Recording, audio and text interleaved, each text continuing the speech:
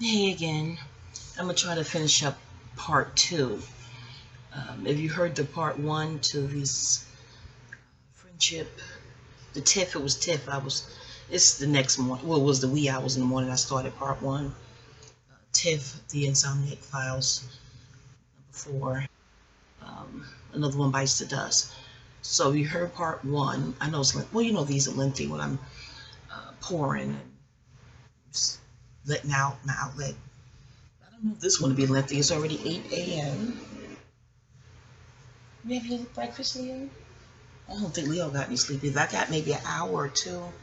Just restless. So this is not even insomniac. It's broad daylight, sunrise. Hi, so and yeah, it's 8:12 a.m. Eastern Standard Time, 27th of July, 2018. On the blood moon eclipse in Aquarius. Anyway, so part two to the video just uploaded. You can fast forward to get the where I began this portion of SIL 2. SIL is an acronym, sister-in-law, but friends. I considered her a friend at some point. Um, it felt like a friendship, a sisterhood, really. Anywho, that wasn't so long because I said, you know what, let me just save some most of the stuff for the memoir. It's just long. I'm long-winded because this is where, I can be. It's my channel, my outlet. You can't do this on the phone because you have to have enough courtesy to let the other person have the floor and talk and respond. It's called a conversation, not a monologue on the phone. But this is like my monologue, my black box one woman show, if you will, however it's called. But I'm gonna pace to jog my memory. I told you about watching the train in the snow on YouTube. Oh, it's so therapeutic. But so the last video I said we met in 2012 over the phone, not in person. My younger brother, he just put on the phone and we just started speaking and we were on the phone often. And she would again, I don't know if you heard the first one, part one, but if he's 8 years younger than me and she's younger than him, she's about 10 years. We're about 10 years apart. She's 10 years my junior in age. Uh, so I guess naturally I came more as like a big sister type of frequency versus girlfriends and gal pals. But anywho, she's an Aquarius and I'm an astrologer, astro mama, so I already know that frequency and how Aquarians, Libras, and some Cancerians can catch hell. Yeah, I can check those seasons, Aquarius season video, Cancer season, Libra season here on this channel for more um, of my take on that. So I was like, oh, I could pretty much figure out why you're going through this because, again, in 2012, and I didn't move down here to 2015. We were on the phone a lot. And she came to New York in 2014-ish. I think that summer. So we finally met in person in 2014. Prior to that, I saw pictures. Of course, we became Facebook friends early on. I'll get to that in a minute too. I guess I don't have that kind of ego. I'm jumping the story. It'll be all over the place as usual. Put your emotional seatbelt on. Strap up. You know how I feel like 50 Cent just saying, never mind. Again, disseminating moon, Gibbons gravy over here, Gibbons moon. Okay. So yeah, a bond was formed over the phone, and she was telling me, she doesn't really have many friends, and she's not a native to these parts. She told me that she was raised in not North Carolina, Lord, New Mexico, and but not born in New Mexico. We're raised there, but she was still in Atlanta for a long, long time, much longer than us. So my brother, and I shared my background with her as well, just really bonding over the phone. And we spoke nearly every other day. And at certain points, she would complain about different things. Of course, my brother, but of course, I would be neutral because it's my brother. Sometimes I did sense, or feel my guard going up because if she would like, it's love and stuff. She call him out his name or something like that. I wish I could. Is there a way to pause this thing? Hold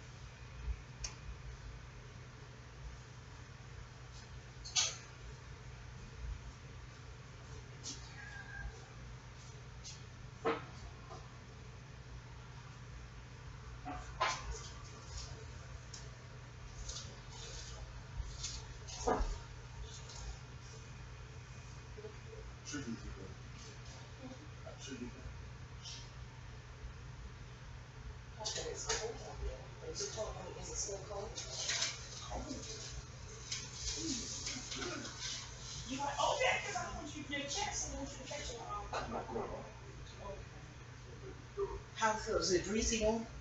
It's warm out there than it is in here. It feels like a doggone sauna in here. Um, is it breezy? How is it breezy? Summer breeze. Summer breeze. Make me think loud. Jasmine's in my mind.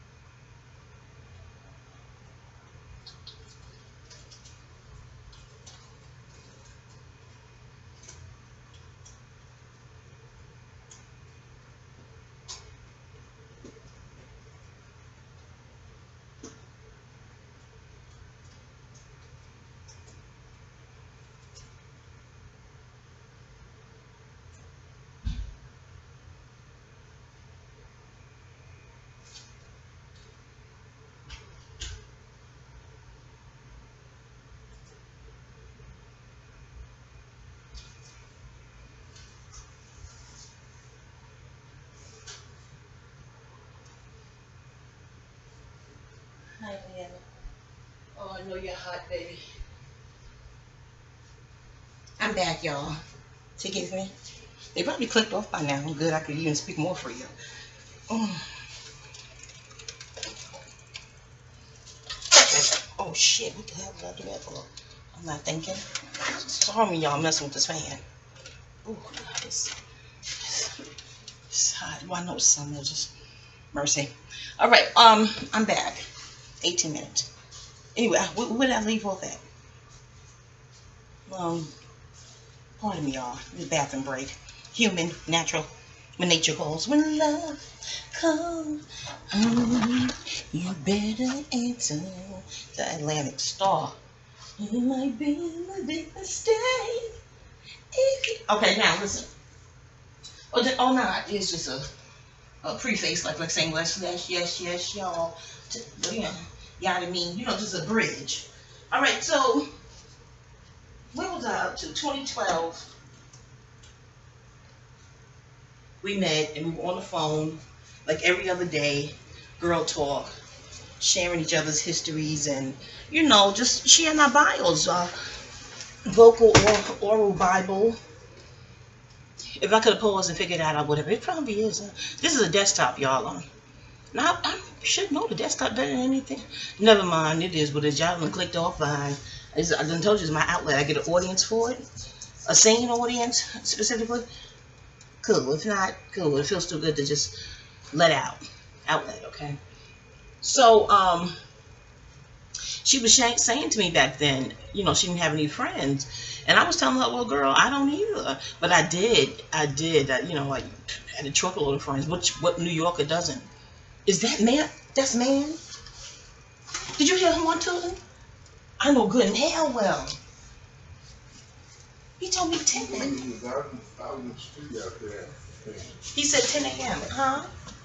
He was outside in the street. Who was outside in the street? It's not him, though. Who was outside in the street? I heard the horn out in the street. Oh, way out. Oh, okay, because I just heard it from... I thought I heard from over here. Thanks. Anyway. Now, he told me 10, but he may be a little tardy himself. I should send him a text. But I don't want the text to seem like I'm rushing him. Because heavens knows I ain't ready. Anyway, back to y'all. So, we were on the phone. Pardon the ums. We were on the phone. And she would say these things to me. She don't have any friends and never had any really. I think it was one girl who was cool with the Sagitt. She was in the same profession with her back then, but she said they drifted or whatever have you. And I told her I had truckloads of friends. Very common for urban kids to have a lot of friends.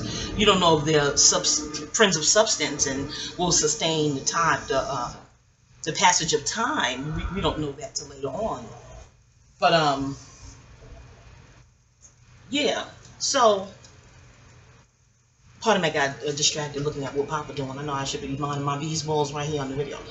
Pardon me, y'all. So I was telling her, you may not be missing much, girl. Don't even sweat that.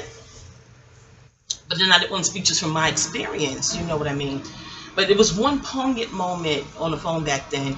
She was like, how you see girls go out for drinks, and we've had a lot of poignant moments. And relax. I think she knows vaguely that I have a YouTube channel, you know, just speaking in passing in the past. But I don't think she knows the name of it or anything. I'm not hiding or anything. This is just my outlet. And I don't want her to think that this is some sort of video to shame or shun her.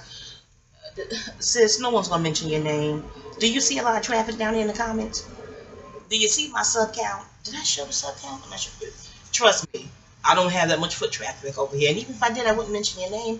And just click on betrayal, friendship betrayal on this YouTube entity here. This situation is very common. It's not a unique case, unfortunately, in this world. There's some sort of weirdness and eclipse in friendships. And I would say that in full moon lunar eclipse in Aquarius on this today, you know what I mean? And yeah, I'm distracted by Papa, y'all. I know you probably why don't you do the videos when you home alone? Then you distracted by Leo. I know. It's not work. Mercy. Thank you. Okay, mercy. All right, yeah. So thanks, little Papa Bear. Anyway, so there was a poignant moment on the phone where she was like, you know how girls go out for drinks and, you know, hang out, go shopping, and, you know, girl talk, I'm paraphrasing, but it was very poignant and she reminded me of my Sex and the City days when I did have, you know, a lot of friends, and you read about them in the book, even the gay guys, and we did a lot of, it was New York, we did a lot of that. I guess that's why they love Sex and the City so much. They put me onto the show. And at first I didn't want to watch it because Chris Rock was like, they interviewed him, and he was like, to have a show based in New York and there's no black people on it. That was all for me need to hear. I was like, I ain't watching that with y'all. I ain't watching it at all. They was like, no, don't listen to Chris Rock. Give it a chance. Man, as soon as I gave it a chance, I was hooked. Never mind, that's another topic. But yeah, but we did that. A lot of lunch, a lot of dinners, a lot of hanging out clubs. It's just very New York. So I when she said that, I imagined what life be like in my coming of age years, even teenage years, hanging out, if I didn't have that hanging out fun with the homies and things of that nature. And I'm sure she did here and there. Her profession put her in the club scene, from what she told me anyway. So it was going to work was like a party anyway, but I guess never having that connection of friendship. And to be an Aquarius and I was telling her that there's a book I read years ago. I don't know the title. I'm still looking for that book. The book's read in the book, when we got to Aquarius, it said, sickness fascinates you, and you're friendly, but you have no friends. I'll never forget that. I'm paraphrasing, but I think it was along those lines. They meant sickness in the sense of psychology, studying the mind. Like if somebody, people think Aquarians are off and eccentric or whatever have you. And Aquarians think that about the rest of the fucking world. So I guess it's a sentiment is mutual type thing. So Aquarians, per this book, most of them like to study the mind, like what made them do that, what was the impetus and impulse, and never mind. But aside from that, when it said you are friendly but have no friends, I was like, wow. Then another book, Black Sun Signs, and it when she talk about Aquarius, I think it's the title of the book, she says African Americans don't like Aquarians. I was like, whoa. So I really got to studying. I know I've also, not in the book, but in Astro Ciphers I've sat in, they were saying the hidden pale powers that shouldn't be definitely don't like Aquarius, because Aquarius rules math. And it's the I know factor of the zodiac, and it rules DNA. So if someone's trying to control the masses, they don't want you to be able to deduce and, figure out the equation. And that's even in language. Like, how does that fit in the equation? Or what's the science behind that? And this don't add up. You hear humans talk like that. Everything is math. Everything can be weighed and measured, including air if it's contained. But air don't like to be contained. It soon explode. That's where burps and gas and farts come from. And, explosions. Eventually air will get out and rise above. Keep rising to the top. Anyway, so she being an Aquarius, I was explaining that to her, that could be the possibilities. And she was like, I don't even get along with them. Talking about other Aquarians. And I was like, interesting. Well, then I remind her what else I learned in class about how no two Aquarians are the same. It took me a minute to figure that out. And then I started studying the rainbow. Aquarius rules the rainbow. In Aquarius season, check out that video. Hopefully I put all these tenants in there. But Anywho, so she got my heart chakra because I totally got it. Because at this time in 2012, my friend was, who was my friends? Ridge and Papa Bear. That's it. And that was enough for me. The two noble, great men. That was enough for me. Even Ridge said it at one time when he said it in 2012. Ironically, when Papa was in Hawaii, me and Ridge was on the phone. We spoke more frequent back then. He was like, "All you got is me and Papa." And I was like, "That's enough to have. Y'all noble men. Is this supposed to be a diss?" No, I'm not trying to diss. I'm just saying. And I said, I'm just replying. That's more than enough to have. Because I come from an era where the elders would say, real friendship, true blue friends are few and far in between. If you got one, consider yourself lucky. Now I'm thinking about the other Aquarius, Chris Rock, when in one of his stand-ups on stage, he was talking about the Columbine massacre in that high school, and it was at Colorado or somewhere. And when it came out, what was reported, the reason why they went in their high school and did that, the Trenchcoat Mafia, I think they were called. You can Google if you're unfamiliar with that story. Michael Moore did a documentary on it, Bowling for Columbine. Anyway, Chris Rock was saying, they were saying, oh, we don't have any friends, nobody wanted to be our friend. And he was like, so what? If 6 of y'all did it, that means 6 of y'all are friends. That's 6 friends right there. I don't even have one. I'm paraphrasing, but something Chris Rock said to that effect. He was like, I don't have 6 now. And I'm thinking like, wow, he's a celebrity. It's amazing when you hear celebrities say they don't have friends. I'm like, a celebrity? But I guess it's possible in a world like this. Speaking of that last Power episode, Courtney Kemp. I told you this is all over the place, okay? It's not coaching. Coaching where? Coaching who? Anyway, Courtney Kemp in that last Power episode, was episode 4? At the end, when she gives her review, which I think, in my opinion, most, the brass behind corporate America, they be perturbed with the reviews on YouTube. Like, can they get their review out first? No. How about we review our own show first? How about that? I think there's something with that. It's egoic, but I get it. I get it. I ain't even a business person in that respect. Like, corporate 10th house. Although I got some 10th house action. That neither. This sister-in-law, she has a stellium of Aquarius in the 10th house for other art listening. Astrology reading this. Astrologers reading this. I call y'all art. Acronym in my memoir, art. And YART, young astrologers reading this. I digress. But yeah, a stellium of Aquarius Sun, Aquarius Moon, Aquarius Mars in that 10th house. And there's something else up there. It escapes me. But anywho, yeah, and another elder Aquarian, the raw foodist, I won't say her name, but she's an Aquarius too. Old enough, she said she's born the same year as my mom. I was going to say old enough to be my mom, but yeah, clearly. And I was saying, what does a stellar in Aquarius and mean? She was like crazy. And she wasn't saying it to be disrespectful, because she hadn't met her. But, still was a nice, calm interface, and it was civil. And she said, that much Aquarius? Crazy. And I'm like, but you're an Aquarius. She said, I don't have a stellium of it. I was like, oh, jeez. And things my brother have said that I may not mention here, maybe in the page memoir, but I thought he was just saying it out of anger. And now that I've known her this long, maybe he was angry and perturbed at the time, but maybe he wasn't saying it just to say it to be mean. Maybe, well, he knows her. He lives with her. He knows her intimately. But I took a chance on friendship again. I'm just naturally friendly. I don't make them, I magnetize them. Now, do they sustain? That's another topic. But I'm getting to the point where I said that. I don't make them, I magnetize them. I'm going to get to that point in a minute. And I understand why. My natal chart explains why. So, are we still in New York? Yes, I'm still in New York. So we're still on the phone. So she would complain about things with my brother. I don't probe. I don't try to extract. I don't even want to broach it. It's just not just because it's my brother, but in friendship, these sensitive topics, when people talk about their significant other or their immediate family or their family in general that they may be close to, in family period, just lend an ear. Just sometimes I say to myself, is she venting in my mind? Is she venting or is she seeking feedback?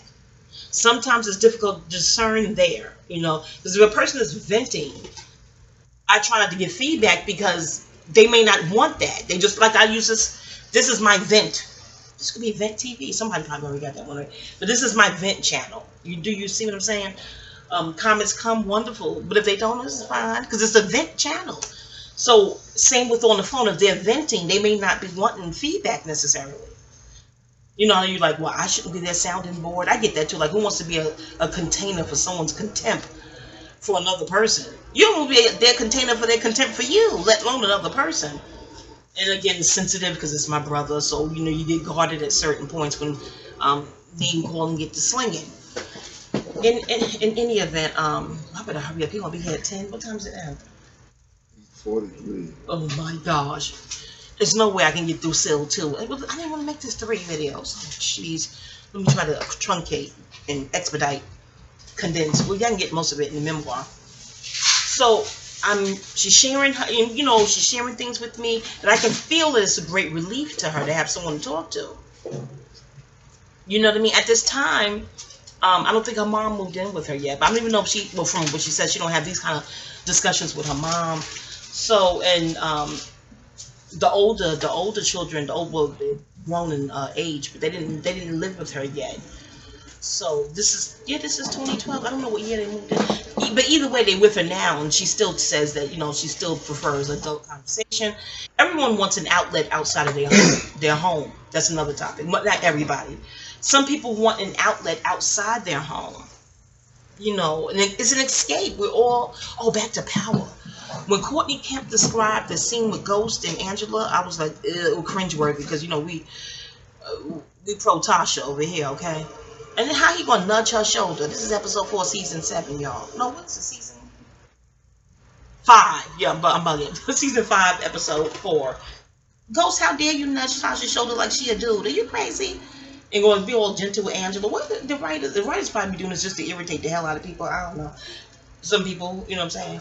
But when Courtney described that as, you know, in the cafe when they met up,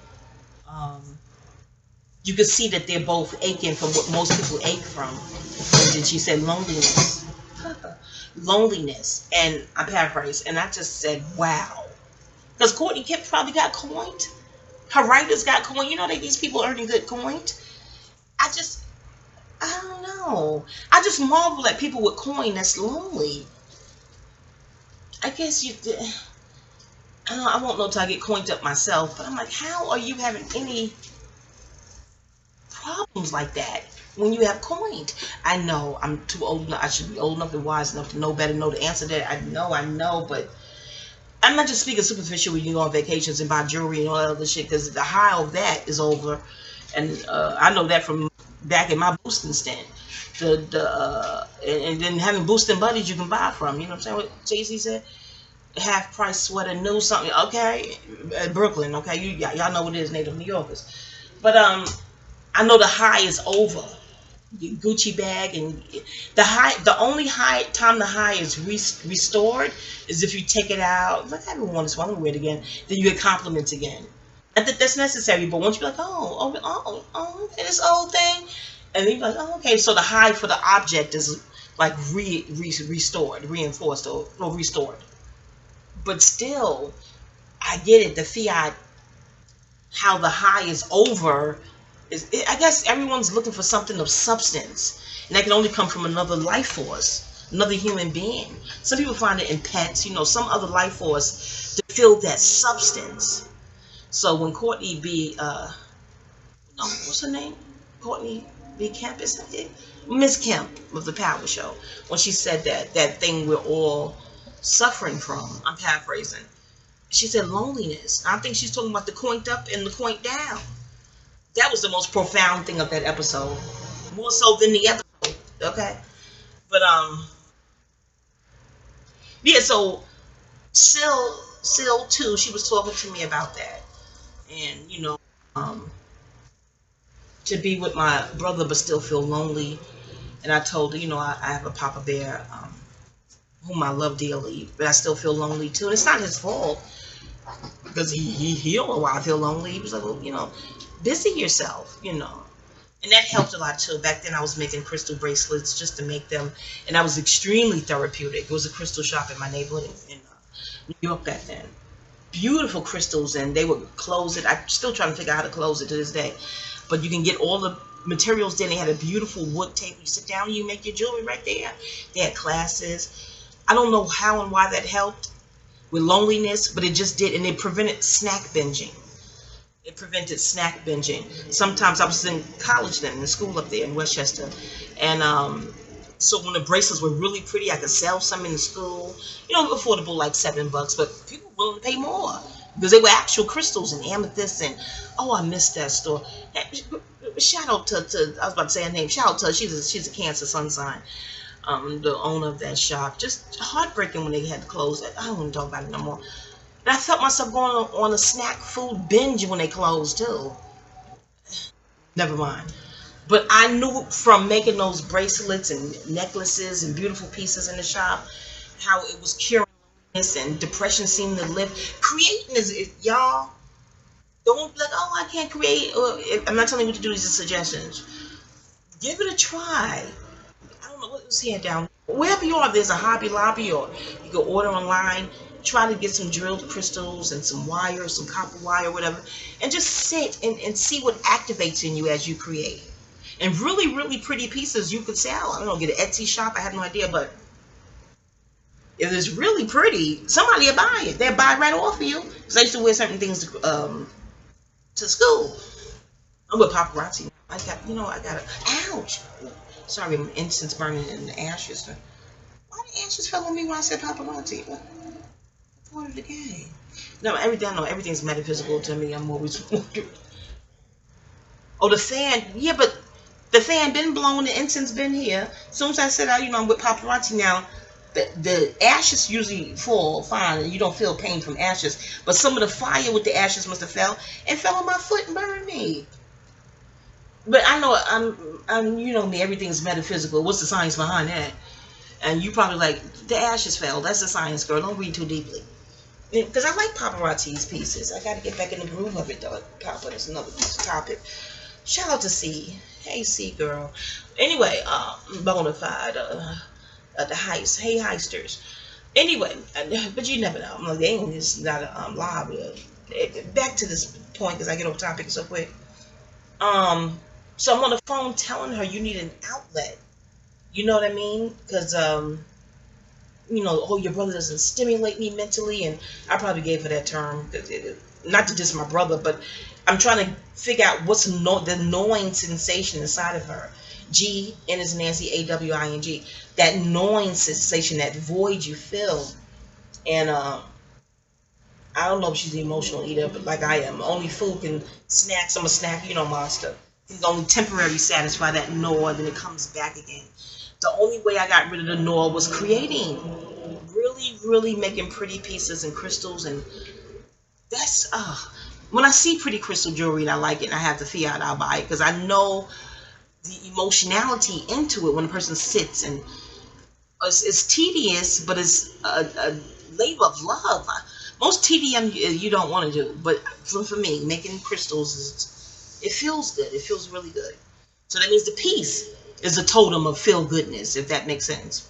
Anywho, so I was telling her about that. Do you want to just create something? You got to do something that's just for you. It's your personal space. It's just for you. I make it an event. The store let me light little tea candles. I had the little glass thing to protect it and hold it. Shout out to the owner of that store. I wonder if she opened another crystal shop. Probably in New York when she did. But yeah, they didn't let me burn that incense, though. They said, no, Yadi, you can't burn that in here. I'm like, oh. But the candle, I guess because they get down with, it's called a working candle. So, you have your working candle and you just start creating, you know what I mean? At home, I have the working candle and the incense and start creating. So I was telling that, but at the time, I don't think she liked incense. I think this is Syl too. Why do I feel like feeling singing silly in me?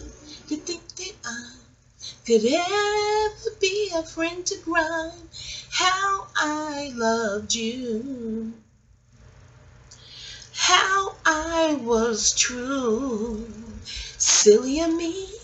That's Denise Williams. Bliss and stuff. That is the shit. That's my song, Silly. Because SIL is an acronym for sister-in-law in my work, okay? And SIL 2 is my younger brother's woman, and SIL 1 would be our oldest brother, his woman. But she wouldn't pop up in the story, I don't think. But in any event, It's all in the memo. I wrote a piece, sisterly relations. It's in storage. I gotta bound it. Papa, I think that's in storage down here. Did I write it in New York? No, I wrote that in Macon. Is that in storage in Macon? Y'all, tweet this to my family. Me and Papa check out. Y'all go get my books out of storage, please. I can see a stranger because you know they auction your storage money if you pass away and the bill don't keep getting paid. Papa, you gave them an emergency number. Can you give them my mama number, please, at the storage shed? They need it. Can you hear me? Give an emergency number at the storage house, please, because I think you gave them my number. But what if I check out and you check out? Who the hell they gonna call? They auction off your daggone thing. I want strangers reading my book. No, baby. Let me go one time. Spirit help. You exit the chubby. You're not chubby. You exit your husk. I exit my chubby husk. They have no emergency contact. They need my mama's number. They need some other number in case we both check out. Cause or they auction off the thing and strangers is reading my manuscript. And if the stranger have the common decency to publish it, they not gonna give my son no coin. My sons. How would they even know to give my babies the percentile? Well, my syntax is so unique. I ain't bragging. It's just what people say. When it's on the market, my family like, I know who wrote this. I know the story. Hopefully, then the stranger won't be a vampire and a parasite and give up a percentage. But it's published worthy. Well, they may just steal a concept. I ain't gonna steal a concept from my bio. You know, I don't want to say. I don't want to say the big. Oh, you racist. I don't say no race. But who else can afford the auction? They auction off them daggone store. I digress. But I wrote about this earlier stuff in sisterly relations. It's SIL 2, SIL 1 in my DNA system, mitochondrial DNA. And not to hurt anybody, you know, the ego is so delicate. Not to hurt anybody, but to get things off my chest. Writing is therapeutic. This channel is therapeutic. You exercise your First Amendment right when y'all violated and said what you said. So I'm only analyzing that saying and seeing how it was justified. Or how does it make any logical sense? What was stated. I gotta go. This gotta be 3 videos. 9 o'clock, I gotta go. Does it take me an hour to get ready? Oh, jeez. You think he'd be on time? You think he'd be in 10? Papa got his earbuds in there, so on ears, listen to the tablet sports and shit. Papa, I don't know how you like new basketball. You don't think it's rigged? I'm the one that look at the old school stuff, and that's Dr. J and James Wordy and them. Papa, look at the modern, the new basketball, what's current. And I told y'all he old enough to be my daddy. I'm like, you don't like the old school stuff, but you went to go see in person in the 80s and 70s? No, I already saw those.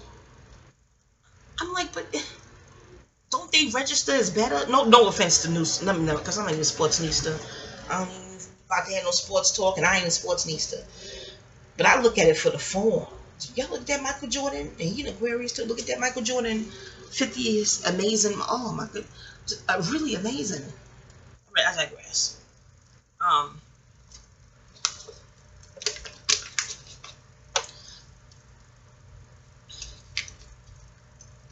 gotta get off this door one thing. My brother pull up, he will leave. If he fine, if he leave me, you know I don't even sweat it. Rushing me, shit. If she's in the car, I'm gonna come back in this daggone house. No shade. But she know I got a channel. She know it. But no shade to you in case you find a channel. You know how awkward it'd be. We in the car for 3 hours. That'd be awkward as hell. No fear, just awkward. You know. Anyway, I digress. And again, I like to keep. I'm very cordial and civil by nature. So if it's mature, I can do it. Immaturity is uncomfortable and weird, especially when it's unwarranted. Okay. So I told her, back to the point, do something that's just for you. I don't know why it works. We're feeling better. It just does. Maybe it won't. It won't work if you're not into it. So find something creative that you get into. You're into it. You love it. You love what you're doing, and you're plugged in. You'll feel better. I don't know what it does to the brain neurons. I don't get. Being an astrologer, I know creating is ruled by the 5th house. Leo's natural cosmic home. So Leo's the sun. So when you're creating something that feels good to you, you're activating the creator in you. What some say the God in you. You're activating that. and it's sunny. You're solarizing yourself, just enjoying what you're doing. That's when they work. People who love their job and don't ever feel like work, because they're probably doing the fifth house thing, work, like a 9 to 5 routine. Tedium is sixth house. That's Virgo's house. That's why most Virgos don't mind working like a regular job and keeping that job for a long time. They don't bother them none. That's their house. That's their thing, And health, they rule health. Not one astrology. Check out Virgo seasons really on here if you're curious. But so I'm telling her this, and I'm giving her astrological feedback, and she was like, I don't know if I want to make bracelets. I don't know about that, because I was into crystal bracelets and ankle bracelets, and I sold so many pieces. I should have kept some. Oh, Papa made I got him into it. He made me a beautiful lapis lazuli necklace for one of my birthdays. No, I wouldn't sell nothing he made. But where is the necklace? Lord, that must be in storage too. Oh, Papa, give them emergency number. Strangers with my lapis lazuli that you gave me for my birthday. Oh, I'm sorry. I'm just the thought of strangers with your beautiful crystal jewelry. Oh. I know you're like, you ain't no celebrity. It's not like they go on the auction it up. Kiss my ass, haters and detractors. No, that's too close. I told you I'm detached by nature. Kiss Leo. No, I don't even want you close to my cat. No, I'll say kiss Leo. This is figurative. You know not to really kiss our ass, but you know what I mean. Kiss my glans. Give you very flow. Let me flow on. Okay, now. So I was telling her about my former friend. What's her name in my book? Bubby. I called her Bubby. Yeah, I called her Bubby. But what's her pseudonym? Not was, because it's still a pseudonym in the memoir. Bernie. Yeah. I told her about Bernie. This in the early 2000s. Same thing. She said, she was depressed, and she just tired of just doing the ganja when she get depressed, and emotional eating and ganja. And they said you really a ganja head if you do it by yourself. Back in the days, I was called a social smoker, because they was like, do you smoke alone? I'm like, no, why would I do that? They said, then you're not a real smoker, you're a social smoker. Like if you're in the siphon, it's paying toke, pass. I'm like, oh, okay, girl. Okay. Then I'm coughing, and I'm like, she wasted it. Don't pass it to her.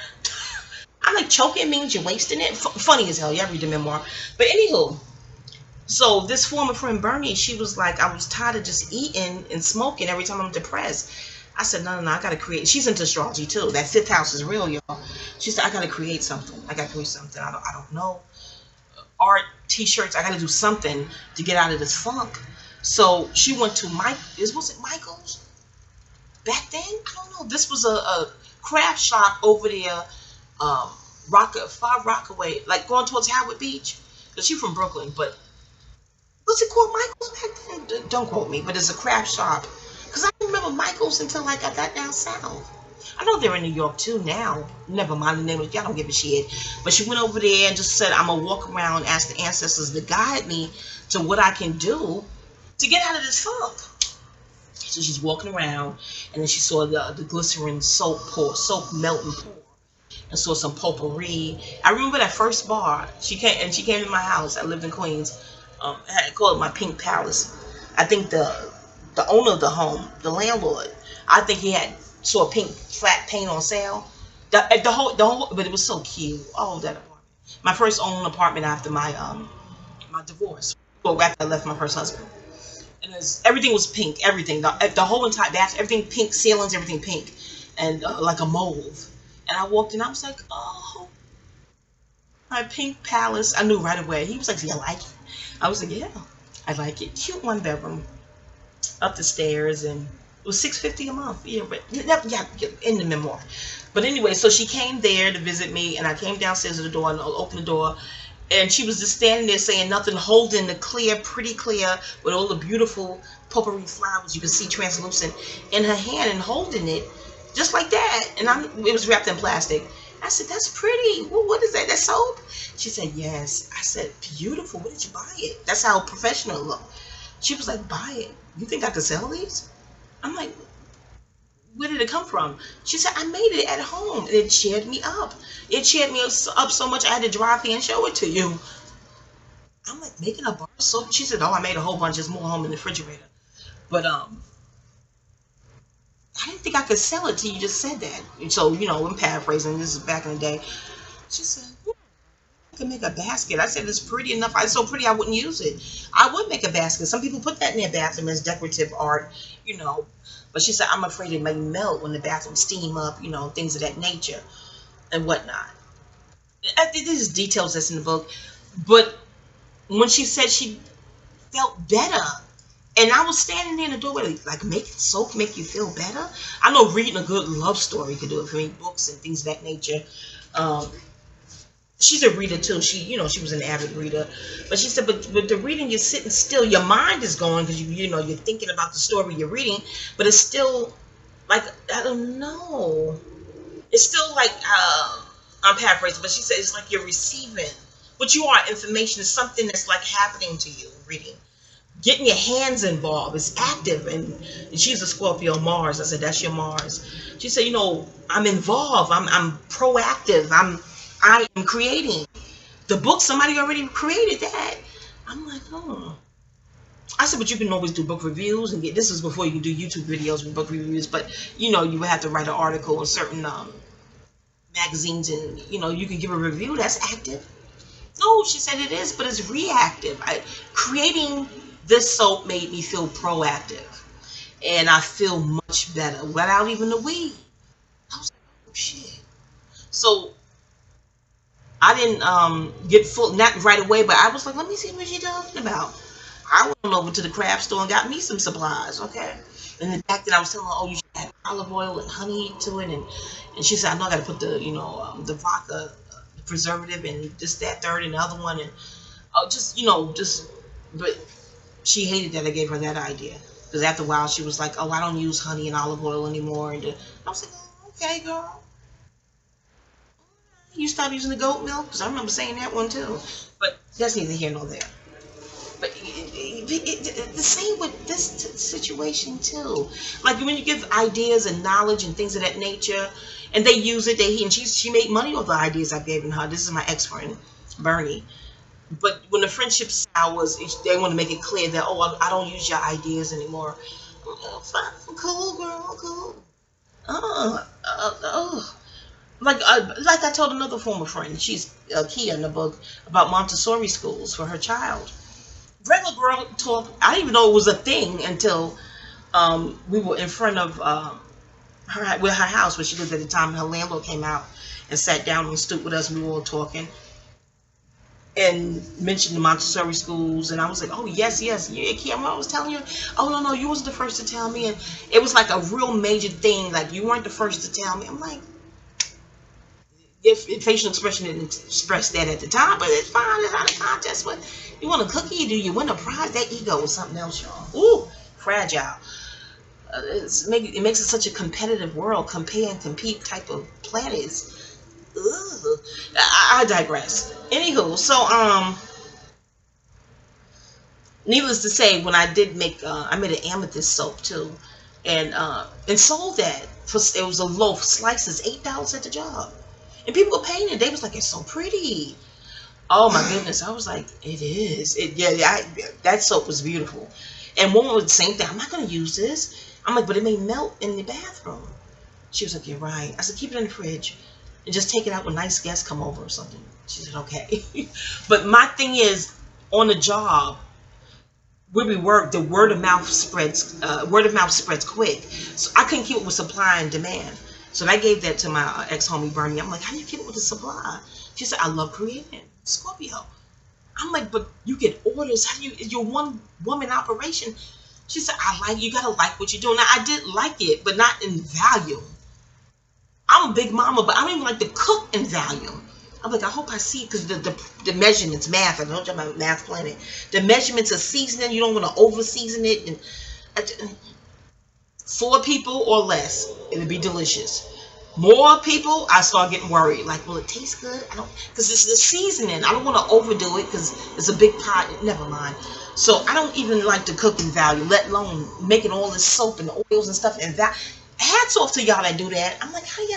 Well, after a while, I think they get a team with all the fiat rolling. You can pay a salary or a paycheck or something. But a one-person operation doing that, and you can meet supply and demand, hats off. Because I was like, I told my coworkers, look at here, y'all can call Bernie, because Bernie worked as a point too. They knew I was talking about. She went to another facility after a while. Call her and order. Here's a number. We're not speaking right now because me and her friendship was off and on in the book. Um, we're not talking right now, but I'm mature enough to take anything from her craft. She got the skills and the speed and the volume. I don't. I was tired as hell in the kitchen doing all that stuff. The fiat was cute. The cash was cute. But no, and then the slack. I like the products of when I was in a good mood, and people could tell. Like, oh, this one was good, but your first one, that shit was good. And I thought I was in a good mood. The end product is how you felt while doing it. That's with food, pancakes, anything. People love my first batch because I was in the mood. I was happy. The other ones that felt like rote routine, going through the motions, fulfilling the orders, this business, people pre-order, they gave you the cash, you better come through with the product. They liked it, but they was like, it didn't feel the same. And I'm thinking, I know why. But here's Bernie number, okay? I digress. I'm all over the place, as usual. Put your emotional seatbelt on and click off. So I'm telling Sil to this, please create something. So that, I think that the buzzer went off with the soaps and the oils, because she wasn't into the making the bracelet thing at the time. She was like, no, I don't think I want to, weave bracelets. No, paraphrase.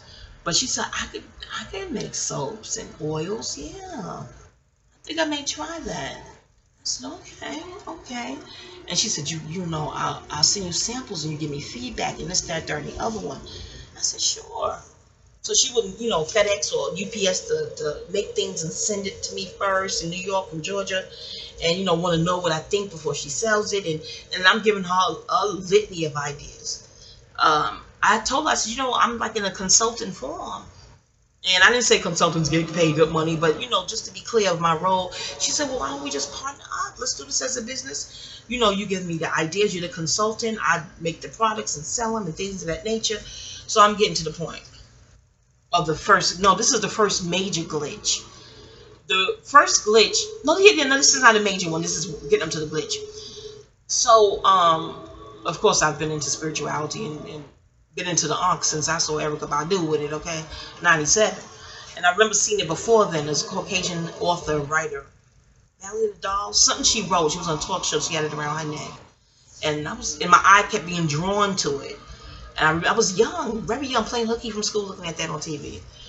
She was defending her book on, was it Phil Donahue? I don't know what talk show she was on.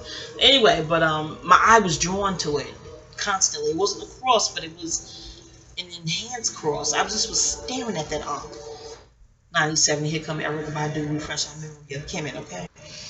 But I was sharing this with Sil too, and I said you can get online. You probably can get fancy, because I'm telling Bernie got fancy with the soap and get different molds, and I mentioned the Ankh and things of that nature. So she did, and I think something happened. She was trying to sell her soap to church ladies, and in the Ankh shape, and some church lady asked her if that soap was demonic. And I'm on the phone like, maybe because I'm a native New Yorker and from Harlem culture, I'm like, how could a soap be demonic? It has no preservatives in it. Does she tell the Caucasian manufacturers that make soap that reportedly have dyes and fillers and preservatives and synthetics in it? Do she call that soap demonic? And Sil on the phone like, well, I think it's because it's shaped in the Ankh. And I'm like, but the Ankh means life. It's a fallopian tube. She has that Ankh in her body. But oh, Lord have mercy. So, we got a cute little chuckle out of it. But I could tell that Sil, too, was put off about that encounter she had with the church lady. She was a little put off. So, the next day, if not the next day, the day after, but it was close, she calls me again. We spoke often back then. Matter of fact, we were close over the phone than in person here in Georgia. No bullshit. Not that it is what it is. I do the separation thing very well. The art of separation. I got you on that, okay? Oh, it's 9 o'clock. I gotta go, y'all. But she called and said, I don't want to do this with you anymore, or something like that. I said, oh, okay. I guess, again, I was raised to detach well. I didn't ask why or anything. I just said, oh, okay, no problem. And I said, well, how's everything else going? You know, I keep the conversation light and friendly. Not phony. I'm light and friendly. You know my natal chart, you know I'm being authentic when I'm light and friendly. Edie used to call me OV. Orange vest. The light, you know how your life vest is light, but can save you in the ocean or a river? It's lightweight, but it saves lives. That's what one of my former mentors used to call me, OV for orange vest. Like, you know, having the orange, like the fruit personality. Haters, relax. She's not a hater, yes. Some people see me as light and bubbly and friendly. They just do. So yeah, OV, that's what you call me. The Maxim's gonna call me Tangy. Yeah, just citrusy and never mind. Because it sounds like I'm bragging on myself. But my point is, I can be light. I didn't emotionally invest that strong to begin with. I came in big sister mode. I came in sister in love mode. It's fine. It's fine. But I hung up thinking, I wonder if I'll get credit for all the ideas I gave. Even the name of the company was part my name and part her name. And it had an Asian sound to it. And she was like, I like it. And I was like, it's dope. And da-da-da-da. She went and trademarked that. And without, from what she told me, this is nothing of no hearsay. She told me directly she trademarked it. And my name ain't on none of that paperwork. Shout out to Kaya. Kaya, I felt your pain there. I was like, damn. Nope. She even asked for a portion of funds to go towards the trademark fee. No, she owns that name that I created out of my mind. Isn't that something? But I make my peace with it. I make my peace with the silver lining because she's the mother of my nephew. So whatever fiat she generates based on my ideas, my DNA will still benefit from it. That I have to find a silver lining. That's how I did it with that. Speaking about my ideas, there was another oil. Now she made the content, the oil. Okay, cool. She made that. But the name of this oil has the word serum in it. I never heard her use that word until I gave it to her. We have the same number, life path number. So I said, use that number in serum for that oil and da-da-da-da. Ideas, you know, just ideas flowing. My imagination is fertile, so I've been told by writing teachers. Well, wow, you have quite the imagination. Your imagination is fertile after they read my papers and work, you know. Downloads, okay? This is what cosmic teachers have told me. So it'll just flow out of me, you know, especially if my guard is down. If I'm guarded with you, of course not. But I'm thinking it's safe. We're sisters. It's cool. And then I want you to get out of the funk of depression. And I know that fifth house thing, that creative thing. Fifth house stuff overall, in the same sense, can get you out of a funk. Like, point in case, there's a Eileen Day in the chat. Somebody said, you know, depression, what herbs for depression. This is a while back. Not too while ago. Maybe last month, one of his lives. Or earlier this month in July. And he gave the herbs for depression. Then he said, and just sit in the sun. I've been hearing that from spiritual people I built with for a long time. Just sitting in the sun can cure depression. So the sun rules Leo. So clearly, the tenets of that fifth house can help alleviate depression. And creating is one of them. Okay? And children. I'm not a kid person. Unless the child is well behaved and smart and can talk like, I guess we'll talk like grown-ups, you know. And talk, you know, like my niece. When she got into astrology, man, that was it. Our conversations just soared. Shout out to my niece, Satorian. Anywho, beautiful, beautiful spirit. She is. That's one thing my sister got right. That baby right there. I'm going to text him, Papa. Because I don't want to rush and get ready. And you know he's impatient. He could pull off. I'm not going to be aggravated with his ego this morning. But I don't want to rush and he's still not even nowhere near. I'm going to text him. Because I don't want to stop the video. I want to at least finish the video. But I have to stop it if he's on his way. Hope you get them earbuds in. Yeah. Never mind, Daddy. Never. I hear you though. All right. Need my glasses. I'm going to text him now. Yes, we need like a text and talk at the same time. So, yeah, so that was it. I'm still in New York. And she said she didn't want to do this anymore. I said, fine. With me. I don't know. It persists. I guess just with me. After I gave you the idea and ideas and whatnot. And, oh yeah, a friend, a Leo friend. Back to the name of the oil that I gave her the name. I guess that's trademark too. Like she created it. I never heard her say the word serum. I'm getting it. Anyway.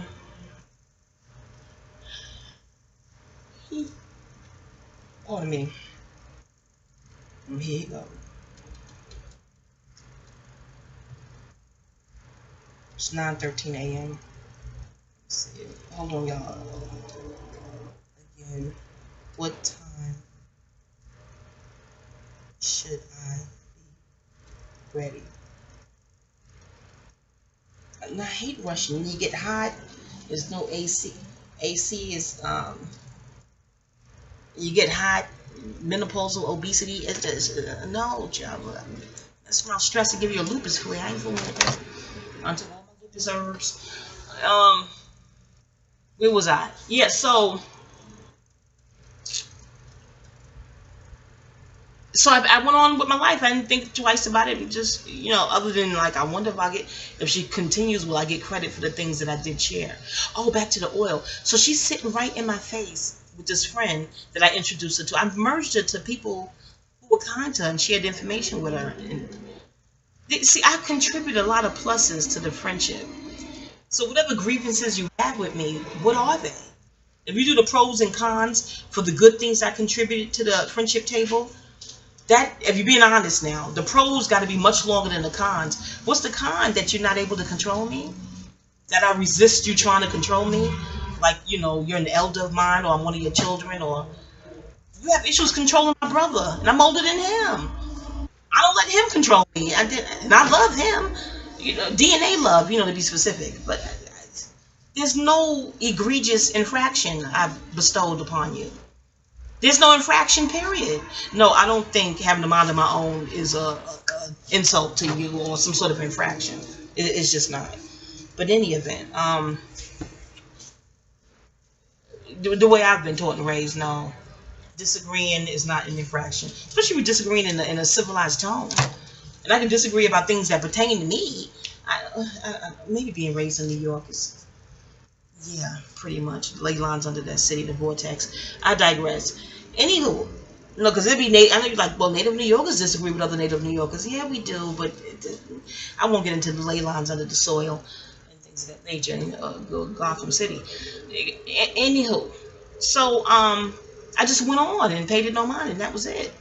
And time passed. Time. And she told me this, is not hearsay. She told me this herself.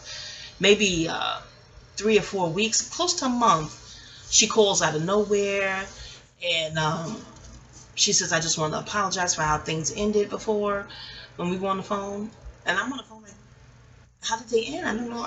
Because I'm still like, I'm just meeting you. We're new. I didn't even think it was offensive. Grown, mature people can handle no. They just can. I've heard my mother say that if you're mature and sane and mentally balanced, you can handle a no. So I can handle, like, I don't want to go through with this connection. I wasn't that emotionally invested to begin with. I was just raised not to do that. So, yeah, so I'm on the phone like, well, I don't understand what you're apologizing for. You didn't do anything wrong. It's your prerogative to be in business with whom you want to be in business with. And you want to be in business with someone you're comfortable being in business with, or the products will reflect that. You don't want stressful products, especially products somebody's going to put on their skin. It should be nothing but love poured in those products. They can feel it too. They can just feel it. And they ain't fooling with no second orders after that. You want them to feel good inside and out. Anywho, so I was telling her, no, it's something to apologize for, and And then she said, I've been out of it, that depression seeped back in, and your brother, I was going to say my brother, she's on the phone telling me, your brother said to me, well, what's wrong? What's up with you and my sister? Y'all stopped speaking? What's going on? And then she said, I told him, I don't think you want to speak to me. I think you're mad at me. I'm like, no, I'm too evolved. I'm an advanced soul. I'm not mad at you. There's no violation. It would have to be a significant violation for me to be mad at someone.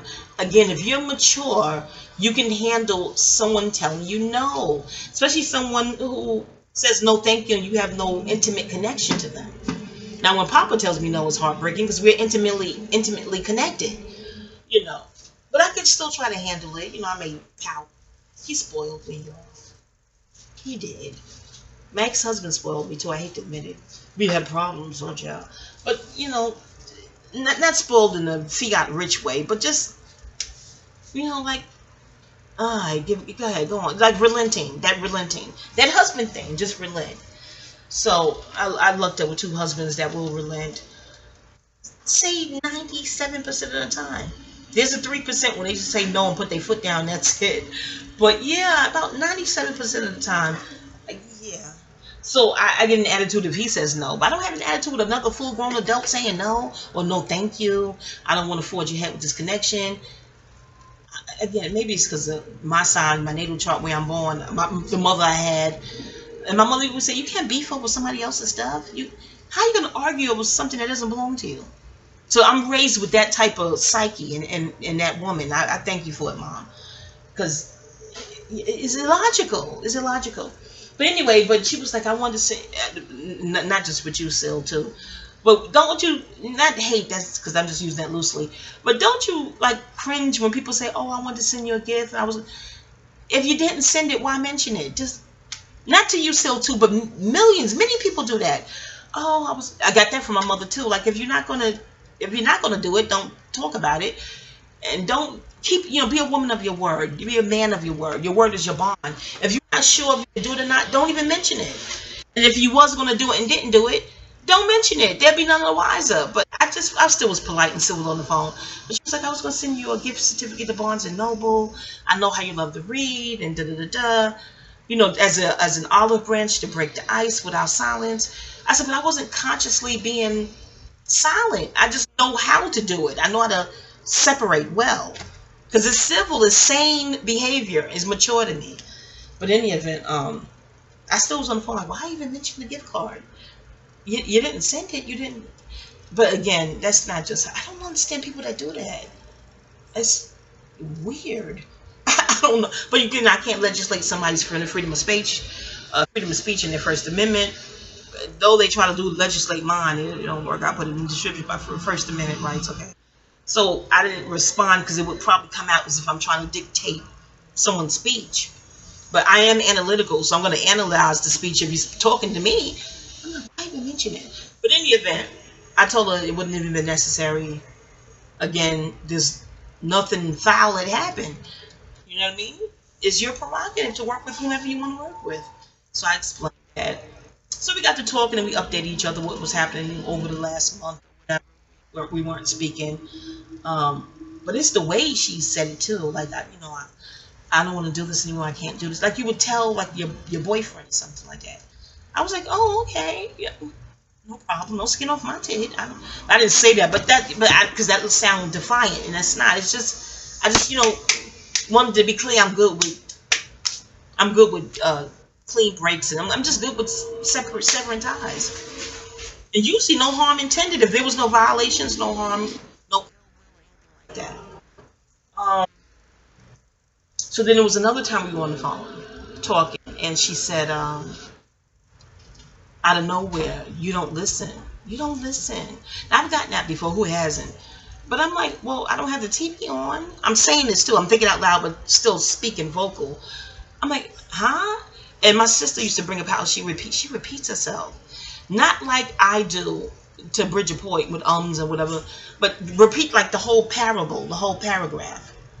And I explained to my sister, I think that's because I don't think she's conscious of it. And I think when you're not used to being heard or being and Aquarians are misunderstood. And thus we tend to misunderstand sometimes too. But being misunderstood or not being accepted or not being fairly treated or not being heard, not feeling like you have a voice in this world, you may tend to repeat yourself when you do find a voice. You find your voice and you find a sounding board. And that's what I was, Big Sister Sounding Board. Sound like an MC name. Big Sister Sounding Board. Anyway, so I told my sister, whom I'm excommunicated from now too, and it is good riddance. No shade, I'm just saying, I separate very well. I just do. I get it from my mama and my dad. He's aloof too. So it's in the DNA. And then it's in the logic in A. What did I just say that? Because what's the sense of being tethered to toxicity? You can call me toxic, I can call you toxic, but I will definitely speak the facts of what happened. Per my perspective, if that helps anybody's ego. What I'm about to say. Yeah, so she was like, you don't listen. I'm like, well, what is it that I miss? Because the TV's not on. I'm on the phone. The phone is to my ear. I can hear you. So I said, what is it that you feel like I missed? And then she said, well, the way you're responding. If you're responding, that means I heard you. If a person's responding, that means they heard you.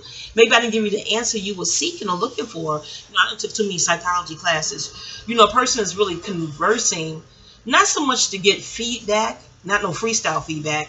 People sometimes converse or you vent, if you will, to ferret out or fish out what they want to hear, massage their ego. And I got a spiritual reading, and the reading out of Canada. She was like, you trigger her. I'm like, not deliberately. I'm like, that's not conscious. That ain't my intentions. She said, I know, but you don't feed her ego. I'm like, women want that from other women? This age, I'm telling you, certain things still bug me out. Shouldn't she get that from her man or a man or the people in her house? Women need that from other females? Now, this is a spiritual reading. You can say, oh, she was wrong.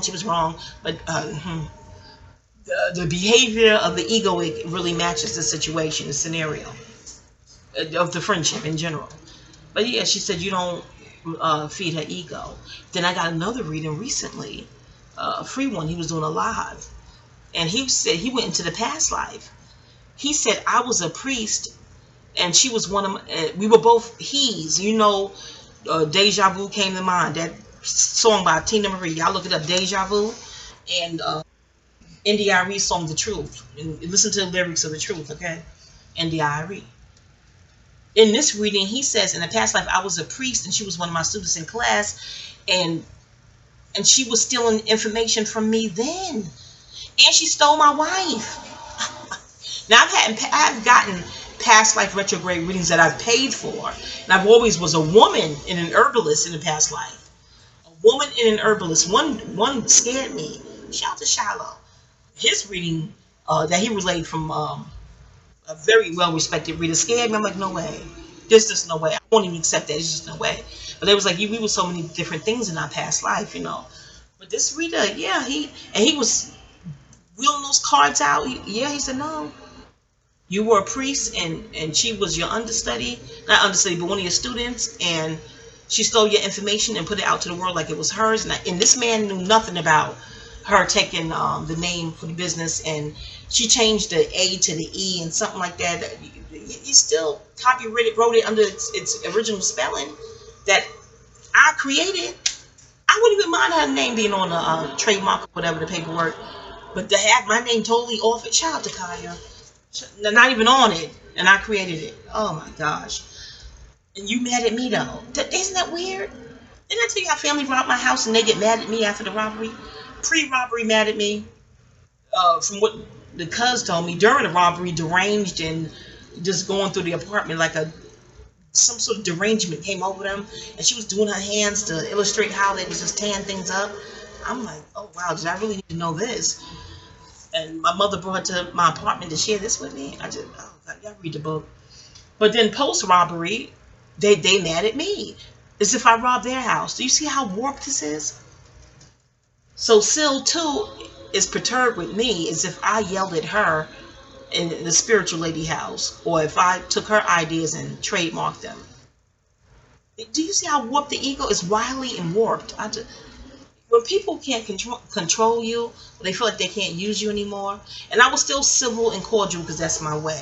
But I think she knew that the friendship turned the corner. It just didn't feel the same anymore. And I think that's what she's angry. Let me give you even with the name of the company, I remember she has a male friend who's in Aries. And this is when I was 2 weeks at her house, late August. 2 weeks that I went to Macon with Papa Bear. I had to get the hell out of there. Y'all read more about that in the memoir. But, okay, Papa. He's saying 11 a.m. He's buying some more time. All right. I want to read. Okay. Now, the latest findings, I got more. I can finish this one video here. So and there won't be no type of,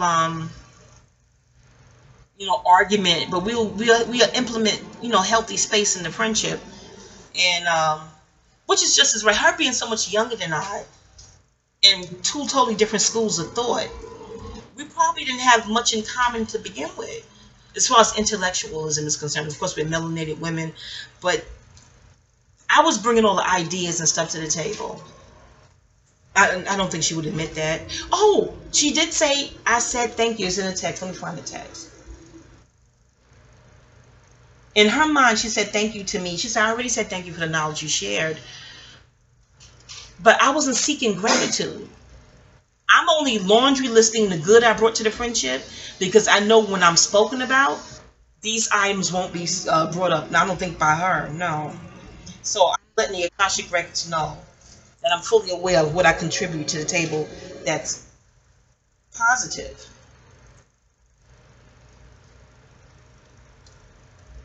Hold on, I'm looking for that text.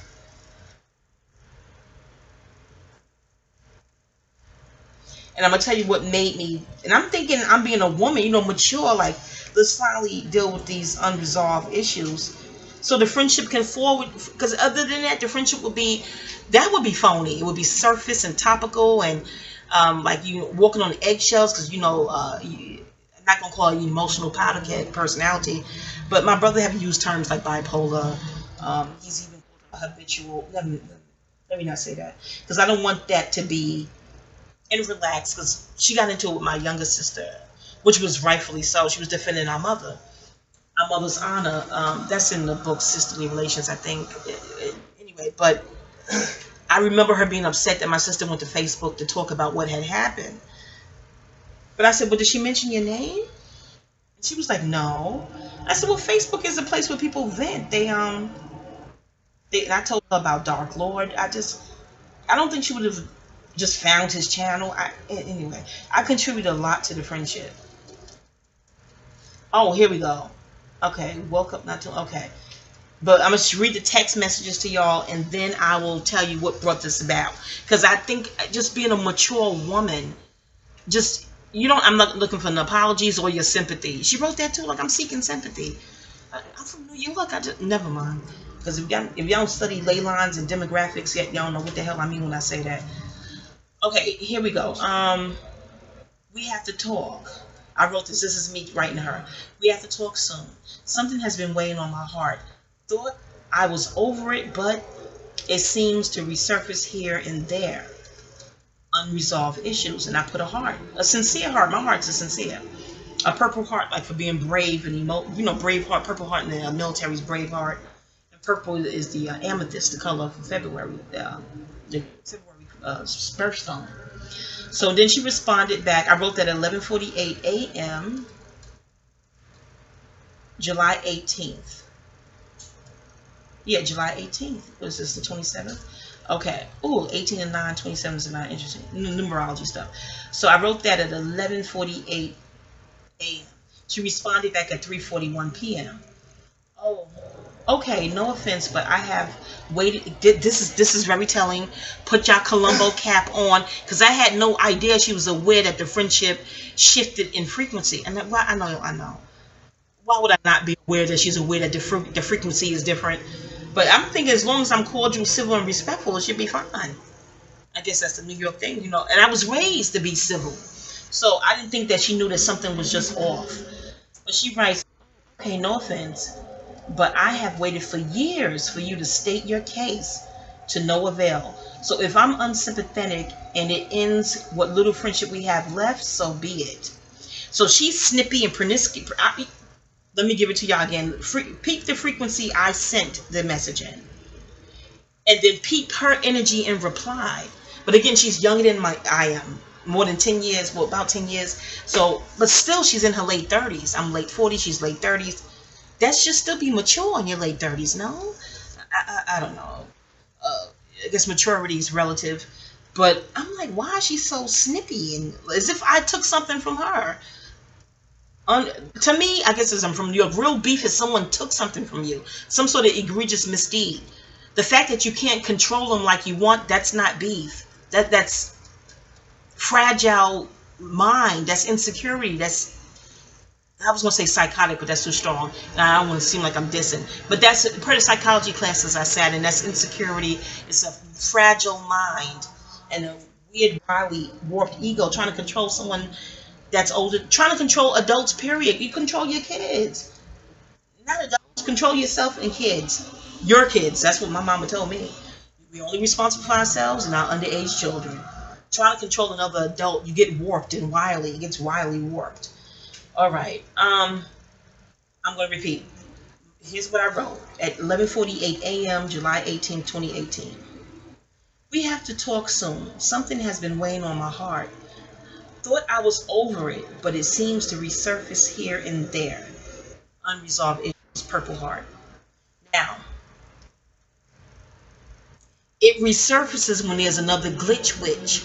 A weird glitch that doesn't seem to make sense. I'm going to get to the glitches in a minute. Now, her response, 3:41 p.m., same day. Oh, okay, no offense, but I have waited for years for you to state your case, to no avail. So if I'm unsympathetic and it ends what little friendship we have left, so be it. So it's the ego trying to control the ending. This is from my psychology professors now. You know, the haters and the detractors get mad if you give me your opinion. But that's the bullying, the control freak thing, trying to control the ending to feel empowered. But the ego is stingy. It'll only give you what? Short-term gratification. I can never be a slave to the ego because it's too stingy. It doesn't give you long-term gratification. That's why people, I'm not calling her a name, we're calling her this. We'd be like, why are they still an asshole after all these years? Or racism. They keep doing it because the ego does not sustain. It's ruled by Aries, the ego. The youngest fire sign. And the element of fire, you already know about the element of fire. Hold on. Hold on, I'm trying to paint this picture. Papa. Oh, okay. All right, so that was 11:41 p.m. And you know, you get in your house, your phone is in your pocket, but go off to the side. So at 6:56 p.m., I replied to that. Wow, I had no idea you were waiting for years for me to state my case. Wasn't aware that you were, well, aware. I just emailed you. So I emailed her a long dissertation, if you will. Yes, I am prolific. I didn't say it. Lit agent said it, okay? Professionals in the game said it. Writers, published writers called me prolific. I know, because haters think if you compliment yourself, they just cringe. But, so yeah, I am wordy. I'm a writer. So I emailed her because this has been too much to text. I had emailed that prior to even checking out this, oh, okay, no offense. No offense, but it sounds offensive, don't it? Just snippy and snarky and pernisky and like I took something from her. I'm all for people. I'm not one of those type like, oh, she's bitter. No, I think a woman is entitled to her emotions, especially if they make sense. If you have a logical reason for being bitter, like the person actually wronged you, then that bitter is legitimate, is warranted.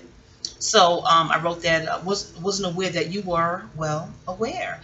I was not aware that she was even aware that there was an issue I had with the friendship.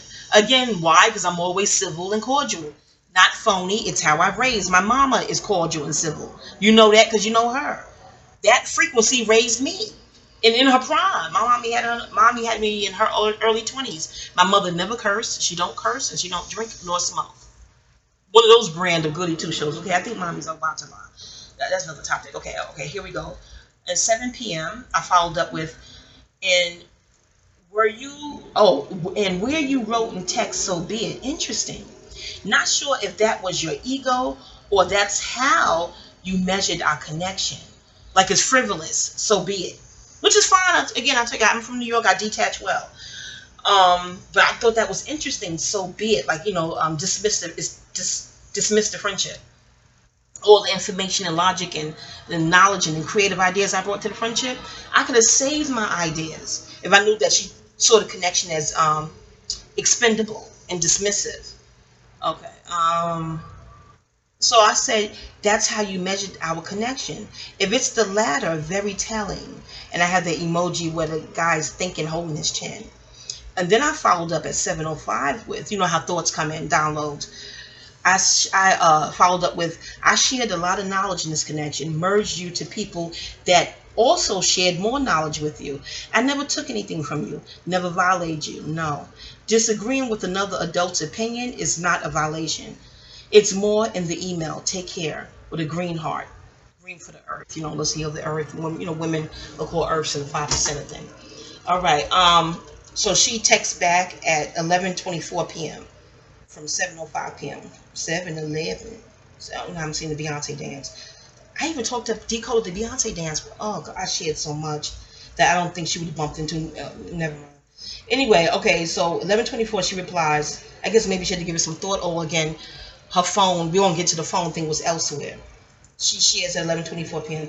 I have thanked you for that. But I wasn't seeking gratitude. I just want to laundry list the good items I contribute to the friendship. And she can laundry list hers. Again, she talked me into moving down here. No, it's not her fault I'm down here. Not saying that, but we were paying $1,600 for one bedroom in New York. The rent was $1,600, okay? And rent goes up in New York. Do you see what I'm saying? And she was like, oh no, do you know what you can get for that down here? You can rent a whole house, a mini mansion. And not just her, a lot of people were big on talking about you get more house for your buck in the South. So hearing that from 2012 to 2015, I'm like, why don't we just take the plunge, Papa? Let's just go, so to speak. Pause. You know what I'm saying? So it was a process with that. That'll be in the memoir. So I'm down here. So the first 2 weeks, Papa stayed. He didn't even stay the night. He went to Macon immediately. We must have touched down sometime in the morning, 11 a.m. We had a 6 a.m. some kind of flight or something, layovers, I don't know. So we slept. We took a nap. By 8 p.m., my ex-husband's father came to pick up Papa and take him back to Macon. Because her house has, it's active. It's a family house and kids. And Papa don't do that much sensory around him. That's just too many people around. And my ex-father-in-law lives alone in a great big old mini mansion, if you will, in a nice section in Macon. So he went to Macon. And I was like, Papa, do you have, make sure you give him gas money. And Papa's retired, so it's a fixed income.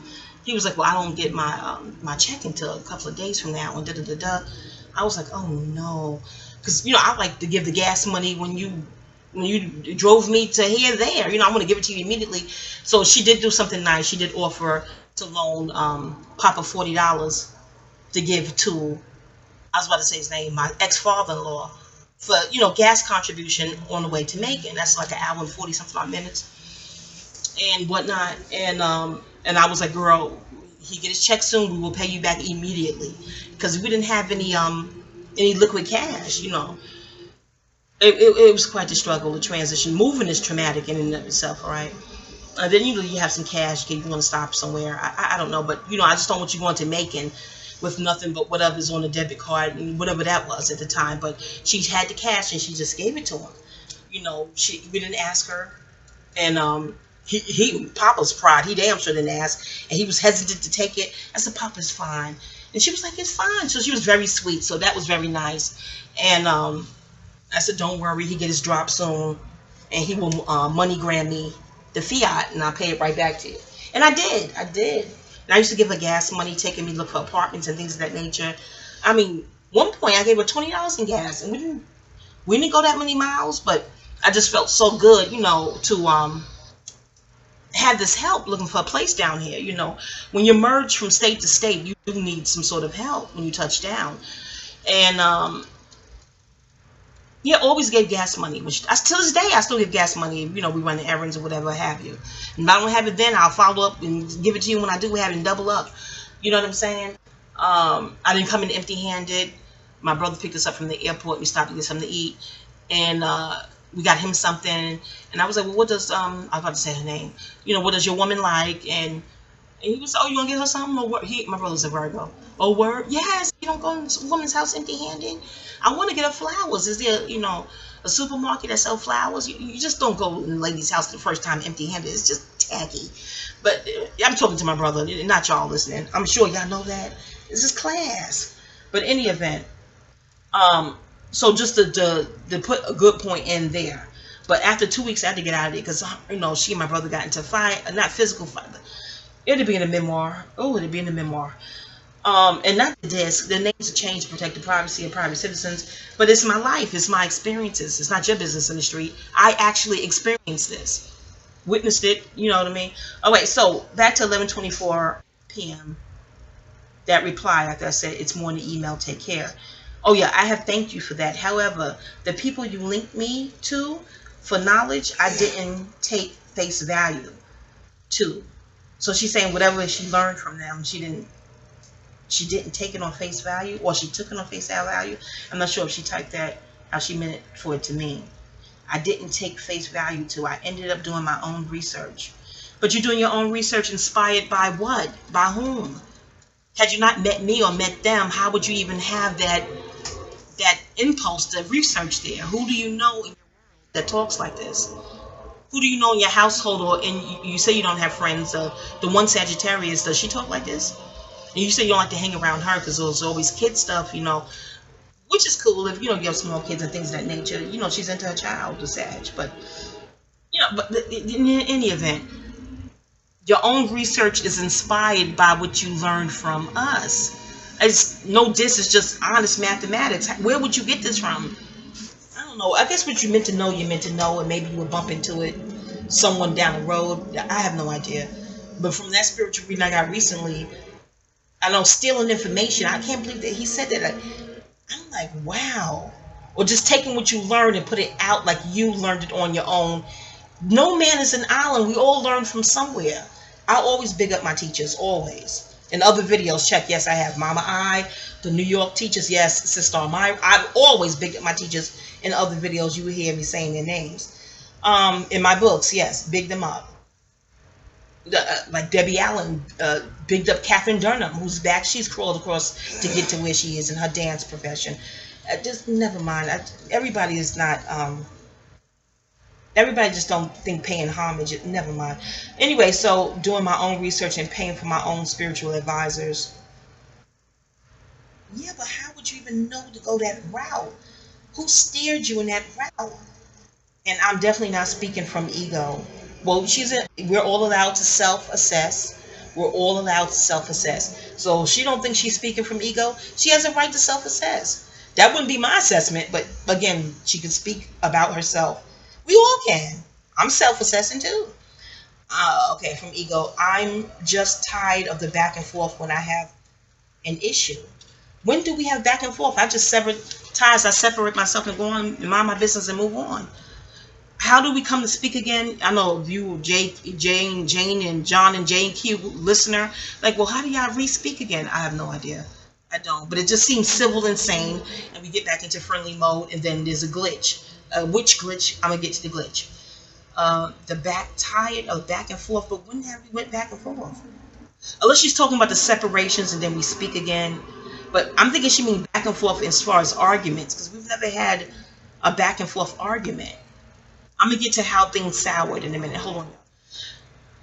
When I have an issue, this is her site. When I have an issue, I bring it. And if I'm wrong, I apologize. And if I'm wrong, I don't think you ever think you're wrong. The ego won't allow you to think you're wrong. Not in per my perspective. I can't speak to someone else's perspective. But per my perspective, you know what I mean. I won't mention what my brother has said. No. Because I don't want to ruin sibling banter. When I tell you, I probably don't already slip. Forgive me, brother. Forgive me. All right, so that's 11:24. So 11:26, she texts another text. Let me read this one to you. She goes, however, every time we become cool, you bring this up for several years. I met her in 2012. Several is 7 or more. Has it been 7 years? I guess so. 2012. But I have been brought up. What have I? This feels like the first time. Now I could be wrong, but this feels like the first time I bring it up. So I don't know if she's just saying this, like grappling for straws to prove her case or justify her insolence. But I'm like, when did I bring this up before? Vocally? I know I've written about it, but she didn't read the manuscript. So when have I brought this up? However, every time we become cool, you bring this up. So per her knowledge and recollection, what would this be in quotes? I won't ask her, we're eternally excommunicated, but I'm curious. What would this be? Because I'm like, when did I bring it up? I don't recall us ever discussing this as women or as at all. Friends or for several years now, yet I haven't heard your complaint. So you haven't heard the complaint. What is this that I'm bringing up? You bring this up. What is the complaint? If you haven't heard the complaint, then what is it per your knowledge I'm bringing up? Weird. Therefore, I feel like you're being phony and fake. Oh, no, we just don't relate. How about that? We just don't relate. Being civil and cordial is not phony and fake. It's not. It's how I was raised to be. It's immaturity. It's adulthood. Screaming and yelling at someone is immaturity. That's how I was raised. A grown person pushing 40 screaming in someone else's house. This is the first time you was in Mommy, I almost said her name. Let's call her Mommy Virgo. The first time you in Mommy Virgo's house, the first time I introduced you to her, you're yelling for me to stop making new friends like I'm your daughter. You can't control my friendships or how I forge them. I don't even make them. I magnetize them. Is it because you don't make friends and you want to dictate how others make friends or not? That's not a diss. It's a question. Because I'm like, does she talk to her daughter this way? How did the daughter talk backward to her too? I have no idea. But I'm not your child. I'm not even of the age group to be your child. But yell that, and I'm embarrassed in front of Mommy Virgo. Like, oh my God. But I guess Mommy Virgo didn't mind because she, she took her in as a friend and this is not an apprentice. Well, she invited her to the Misa, so I guess Mommy Virgo didn't mind you yelling in her house like that the first time being there. Then she sat at the head of the table. This is very un-Aquarian. And because Mommy Virgo was cooking and moving around her kitchen, and we was at the dining room, I know not to sit at the head of the table. Never mind. But I was like, sit here. I was trying to, not tell her what to do, but a suggestion, because when she finished cooking or whatever, she's just making coffee. She's going to want to sit down and talk with us. She may want to sit at the head of her table. Just courtesy, class, and grace. Never mind. It'll be in the book. But so instead of her, she did it, but she's going to voice it to Mommy Virgo, like, oh, do you want to sit there? Like asking her in her own house, do you want to sit at the head of the table? It was weird. I'm like, why don't you, instead of just sitting down at the side table, a side chair, she's mentioning it to her. And I said, I don't think you're supposed to mention, and that's another thing. I was invited, I would invite myself to a football game for her child, and I think, I was getting into the spirit of the football game, and then she shushed me. That was one of the early glitches. I was like, why are you doing that? We were at a football game. She said, oh, you're cursing. I'm like, I'm grown, that's what I do, I cuss. The father down there, I think he's cussing too. It's a football game. I'm like, huh? So this control freak thing, because she controls her whole house. I don't think she controls her mama. Her mama don't play that Scorpio, but she controls everything around her all the time. She tries to control my brother and fails miserably. He born in New York too, Manhattan. And I guess that's running her crazy, trying to control him. I think people should research people born in New York. I'm not telling you that, ex-homie, but yeah, research native New Yorkers and before you try to control them. See how that works? The vortex under that city. Just never mind. It has more ideas I'm giving out. But if you're struggling trying to control a New Yorker, just research the land, the soil. Research the city. Research its natives. And it's ruled by Aries and Capricorn, the city, in Leo. Leo's a fixed sign. Never mind. Out with more of my doggone studies. Okay, so heard your complaint. Why do you need to hear it? You don't remember yelling at Mommy Virgo's house? You really need to hear. Did you hear yourself when you was yelling? She was crying and unhinged, and she was talking about a Leo friend that I have. Again, so what she's yelling about is shouldn't even be her concern. She was saying, oh, drum roll, because she was saying how the Leo friend I have was really upset about the bill. This Valentine's Day this year, we went to a cigar bar, and she thought that the deal was couples can get this rate. Because it was a flyer, but the place is dark, and we both wear glasses. So we're both looking at the flyer now, and it did look like it said $14.99. And that thing was $149. Because I kept saying, this is a good bargain for a whole couple to eat. It must be our lucky day, because in Atlanta, they may assume you're a couple if you get my drift. But I'm like, is it just for lovers or couples? And she was like, girl, we're going to get this bargain, $14.99 for all this food. And we thought it was too good to be true. We was like, it must be our lucky day. But when the bill came, it was $149.99, mercy. But I ended up paying her. I gave her a money order, and I got my allowance. fiction, and I paid her half the bill. T, you know I paid you, girl. Anywho, but I went outside to get some air, so my Sil 2 saw her facial expression, and she just kept harping on that to Mommy Virgo, because how T came up, Mommy Virgo asked about her. She was like, "How's T?" What she called her name. I said, "Oh, she's okay." And then that led sister-in-law to talking about T, you know, and then I don't know if she desperately needed me to agree with her on her perception of T, but I would have a different perception because I know her better than you know her. It was a weird moment in Mommy Virgo's house, weird. And then when she's finished her spiel about the facial expression she made when she saw the bill at the Valentine's Day dinner at the cigar bar, then she's gonna yell and stop making new friends. My mama couldn't control my friends and how I made them and where I made them as a teenager. You're going to attempt to try to control that for a full-grown woman grandmother? Yeah, my brother, I don't know if that's bipolar. I don't know what that is, but man, you right on that note. Oh, gosh. I was like, because I'm staying calm because I was raised to comport a certain way when you're in somebody's house, especially for the first time. It wasn't my first time, but it was your first time. So I'm comporting with respect, dignity, and maturity that my age requires me to do. And I said calmly, I don't make them, I magnetize them. Even T agreed with that. She said, yeah, because when I met you, I was like, who was this bubbly, friendly lady? And I walked up to you. And she did. Mommy Virgo walked up to me in the bookstore. Do you see the magnet? Do you see what I'm saying? In the event. I'm not talking to you, Sil. I'm talking to the listeners. Who you see? Don't panic. Please don't panic. Do you see many comments down here? Okay. This is my outlet. Okay, my outlet. All right. So, phony and fake. No, not phony and fake. Civil and cordial. How my mom is civil and cordial. Do you find her phony and fake too? That's the stock I come from. My mom is not bitter. She's been through a lot, and she's still not bitter. I don't have bitter DNA. I have logical DNA. That make my logic tend to make others bitter. That's a whole other topic. But in any event, because I will not hang out or be around a person I have unresolved issues with, period. That's probably why she don't have friends. That's like being a frenemy. I looked up that word. I put it on my Facebook too. Friend and enemy. Yeah, I was a friend, but I was never an enemy.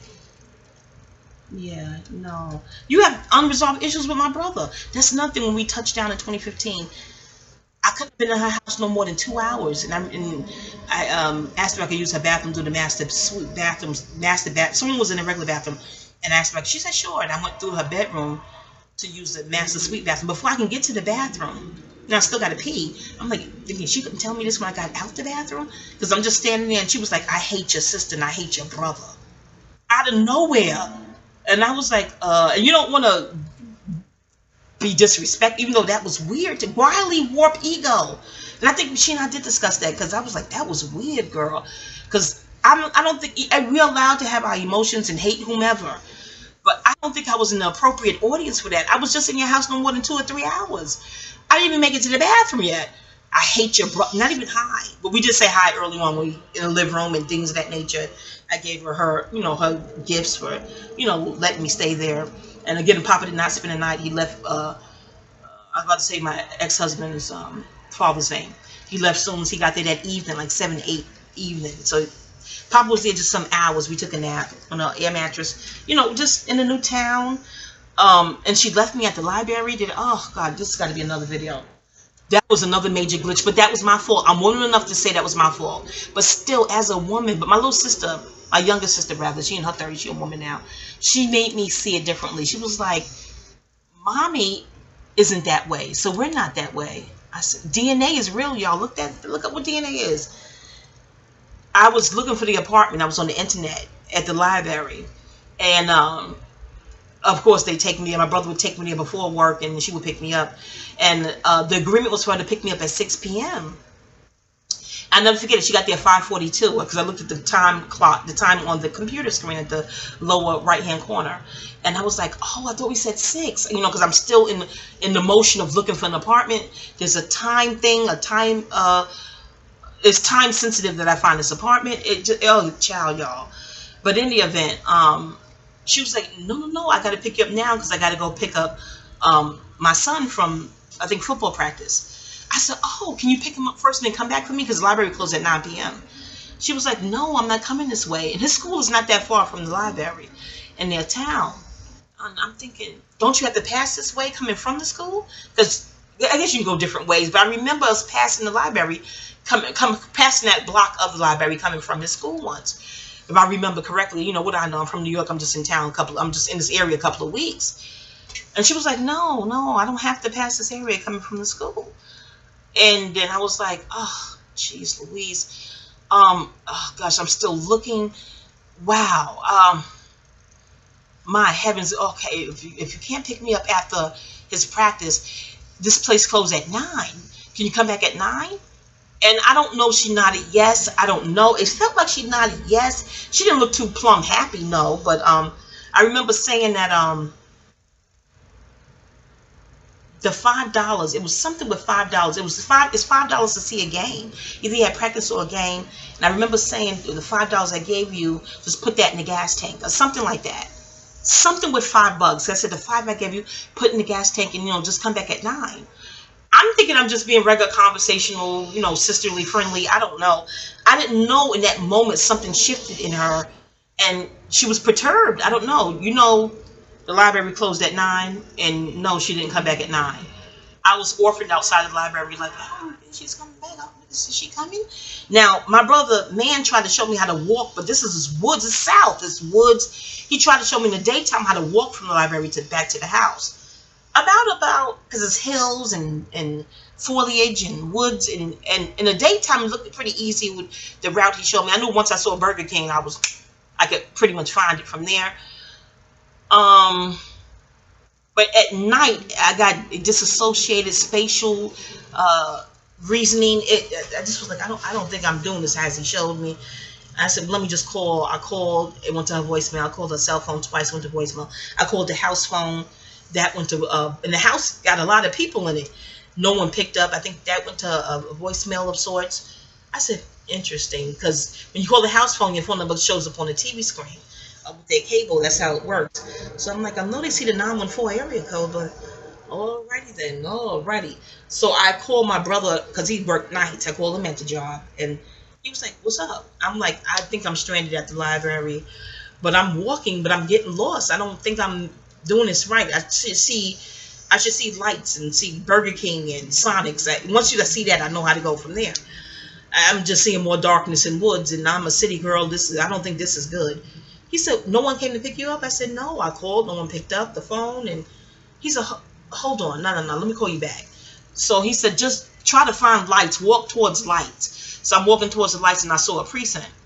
I was like, oh, 50. Maybe they can give me a lift down the hill to the Burger King. From there, I can walk. I can make it from there. Then I thought about Sandra Bland. I said, oh, no. I'm not going to the precinct. Ooh, no. Let me keep walking to some other lights. And then some other lights was a burger joint, a burger spot. Like Five Guys. It was delicious. But not Five Guys. I forgot the name of it. If I remember the name, I wouldn't even say because that gives the town that she's in. Unless that place is a franchise. I'm not sure. But a cute little burger spot. I sat outside and had some french fries or something. Whatever I ordered. But I knew that they closed at 10. This burger spot. The library closed at 9. This place closed at 10. And my brother didn't get off till 11 o'clock. He still gets off at 11 o'clock p.m. What am I going to do till he gets off? Because he called back. He was like, oh, she wants some bullshit. She claimed that her daughter was going to pick me up. And I'm like, the daughter's in college and she's a Leo. Ain't no Leo coming out their house at night and they got school in the morning. If they don't have school in the morning, I'm like, she's a Leo. She's not coming. And my brother on the phone like, here she go with this astrology shit. And then when she didn't come, I said, I told you. We need some humanitarian signs. But go figure that. Syl, too, is an Aquarius with an Aquarius moon. She got enough Aquarian in her zodiac natal chart to donate. But I'm going to get into when Aquarians don't feel like Aquarians. The Peace Dealer says something interesting about when Aquarius is hurt and traumatized and when an Aquarius become bitter. But I digress. Maybe I put in the Aquarian season video already. But hold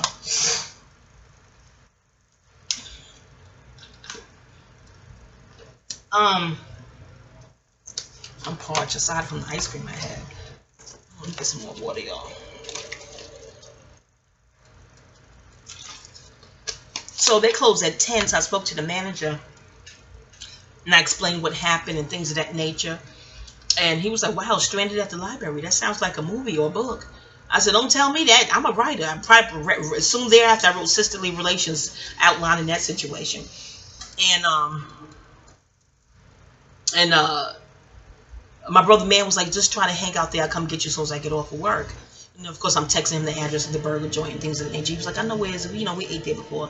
That's what he said. It tastes like Five Guys. Never mind. That, you know, sibling chatter on the phone.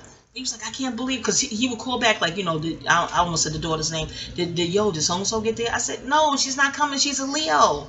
Leo is a me first sign. Fire is me first. It's you serve me, I'll serve you, unless you're paying me. And I always give gas money. I would give gas money if I had it, because by then I probably would have spent it in the burger joint. You can't just sit there and not order. But I spoke with the manager and asked him if I could stay while they clean up, because it still takes time for them to clean up, count the drawer, whatever they do in business, and they lock the door. Can I still stay until they clean up? And he said, well, that's probably till 11. I mean, that's like 10:30, 10:45. We're usually done. You said your brother got off at 11? I said, yeah, it's a 20-minute drive. He said, oh, no, we won't be here till no 11:20. But he said, you're welcome to sit outside, but you can stay inside till we close up. That was pretty cool. So it was, the area got desolate. And, you know, that area was called racist. And it's still racist. You know, you hear, you know, which areas are racist and stuff like that. And I'm thinking of Sandra Bland and the precinct. Well, they don't think they call it precincts down south. I don't know what they call it. The police stations? I don't know.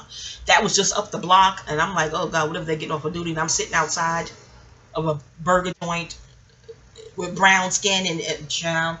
So I called Papa in Macon and explained to him what happened. And he said, she left you in the new town? You only in town 2 weeks?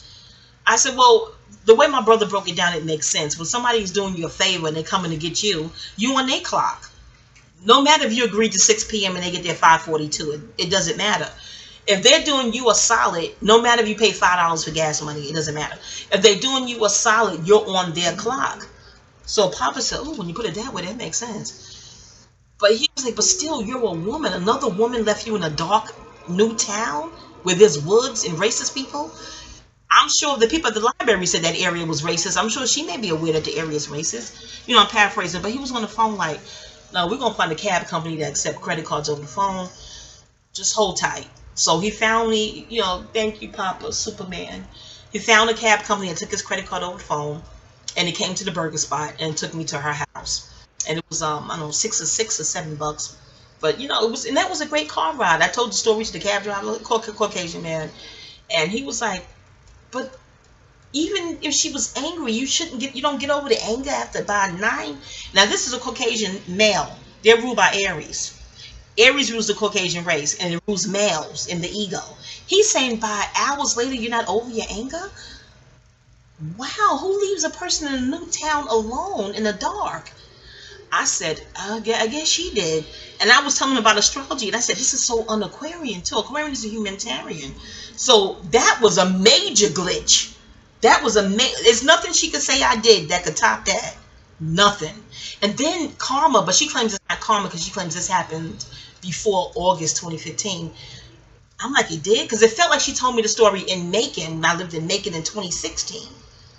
So maybe she just delayed in telling me that story, but the story felt fresh because she sent me pictures in the inbox on Facebook of the 3 girls she went to Miami with. They drove to Miami. And soon she told me that they left her in the hotel room for 12 hours. They had one rented car, and what she said, they all pitched in for the rental. They all parked at one friend's house. Because I was like, see, you have friends, and da-da-da. That she reconnected with people on Facebook. And, then, you know, Facebook felt fine, and they drove on down to Miami. And for some reason, I wonder if it was because she repeats herself. I don't know. Because I'm like, why would they do that? Did you have an argument prior to them doing that? She said, no. No argument, no nothing. I said, did you... Just because I told her the ego's fragile. Did you disagree with anybody? In your mind, it's just a regular disagreement. Mature, sane people can handle being disagreed with. If you are confident in your convictions, you don't need cheerleaders or co-signers anyway. You were independent-minded. You're confident in your thoughts. You don't need no one to co-sign them. Oh, that's New York, though. That's how I was raised in the hood. I mean, It's nice to have, but even then, it's not even a cosign. They just resonate with what you're saying as truth. So it's not a cosign. It's like, wow, I think that way too. Yeah, somebody gets it. So it's a New York thing, I guess. You know, hip hop born there, talking about thoughts and being confident enough to rap your thoughts. Born in the Bronx. I digress. I'm not bragging, but please, if you understand the ley lines under New York City, what they call Gotham City, you'll understand its natives. I'll leave it at that, because you ain't about to say, well, how do you, the Leo, Capricorn, and Aries? Astrologers will know what I mean by that. Never mind. So, yeah, but everybody I told that story to was like, how could a woman leave another woman in the woods of a new town? I can see if you're from there, but oh my God, a woman did that to another woman? I was like, and then when I would follow up, I learned the story of her in Miami with the friends that left her. They didn't even leave her outdoors anywhere. You know, when she's trying to find a lift home. They left her in a comfortable hotel room, because I was like, you know, because she and I was friends in this moment. And I felt good to be a big sister, someone she can call and vent to. That's something to vent, okay? I remember saying, well, could you just walk to the beach? It's Miami. She was like, no, we got a hotel not near the beach. I think near the airport, because I don't know, but off the beaten path. They would have to drive the car to the beach. I was like, and they took the car. The three ladies took the rental car that she helped pitch in money for. They all went 4 ways on the hotel room and 4 ways on the rental car. And that's very painful. My money is helping to drive you around without me. She was like, and this is what touched me over the phone. She said, my goodness, people don't even leave their pets in a room for 12 hours without coming back to check on them for water or something. And I was like, wow. But I didn't say it, but in my mind, I'm thinking, is that karma for you leaving me at the library? Lord, was that karma? But later on in the conversation, a couple of years later, I brought it up. And she was like, it can't be karma, because that happened before you moved down here. And I moved down here in 2015. I'm like, but you didn't tell me the story till I was in Macon, and that's 2016. She was like, I must have waited to tell you the story, but no, that happened before you got down here. And I'm not, you look, everyone knows their own bio better than outsiders should know your bio.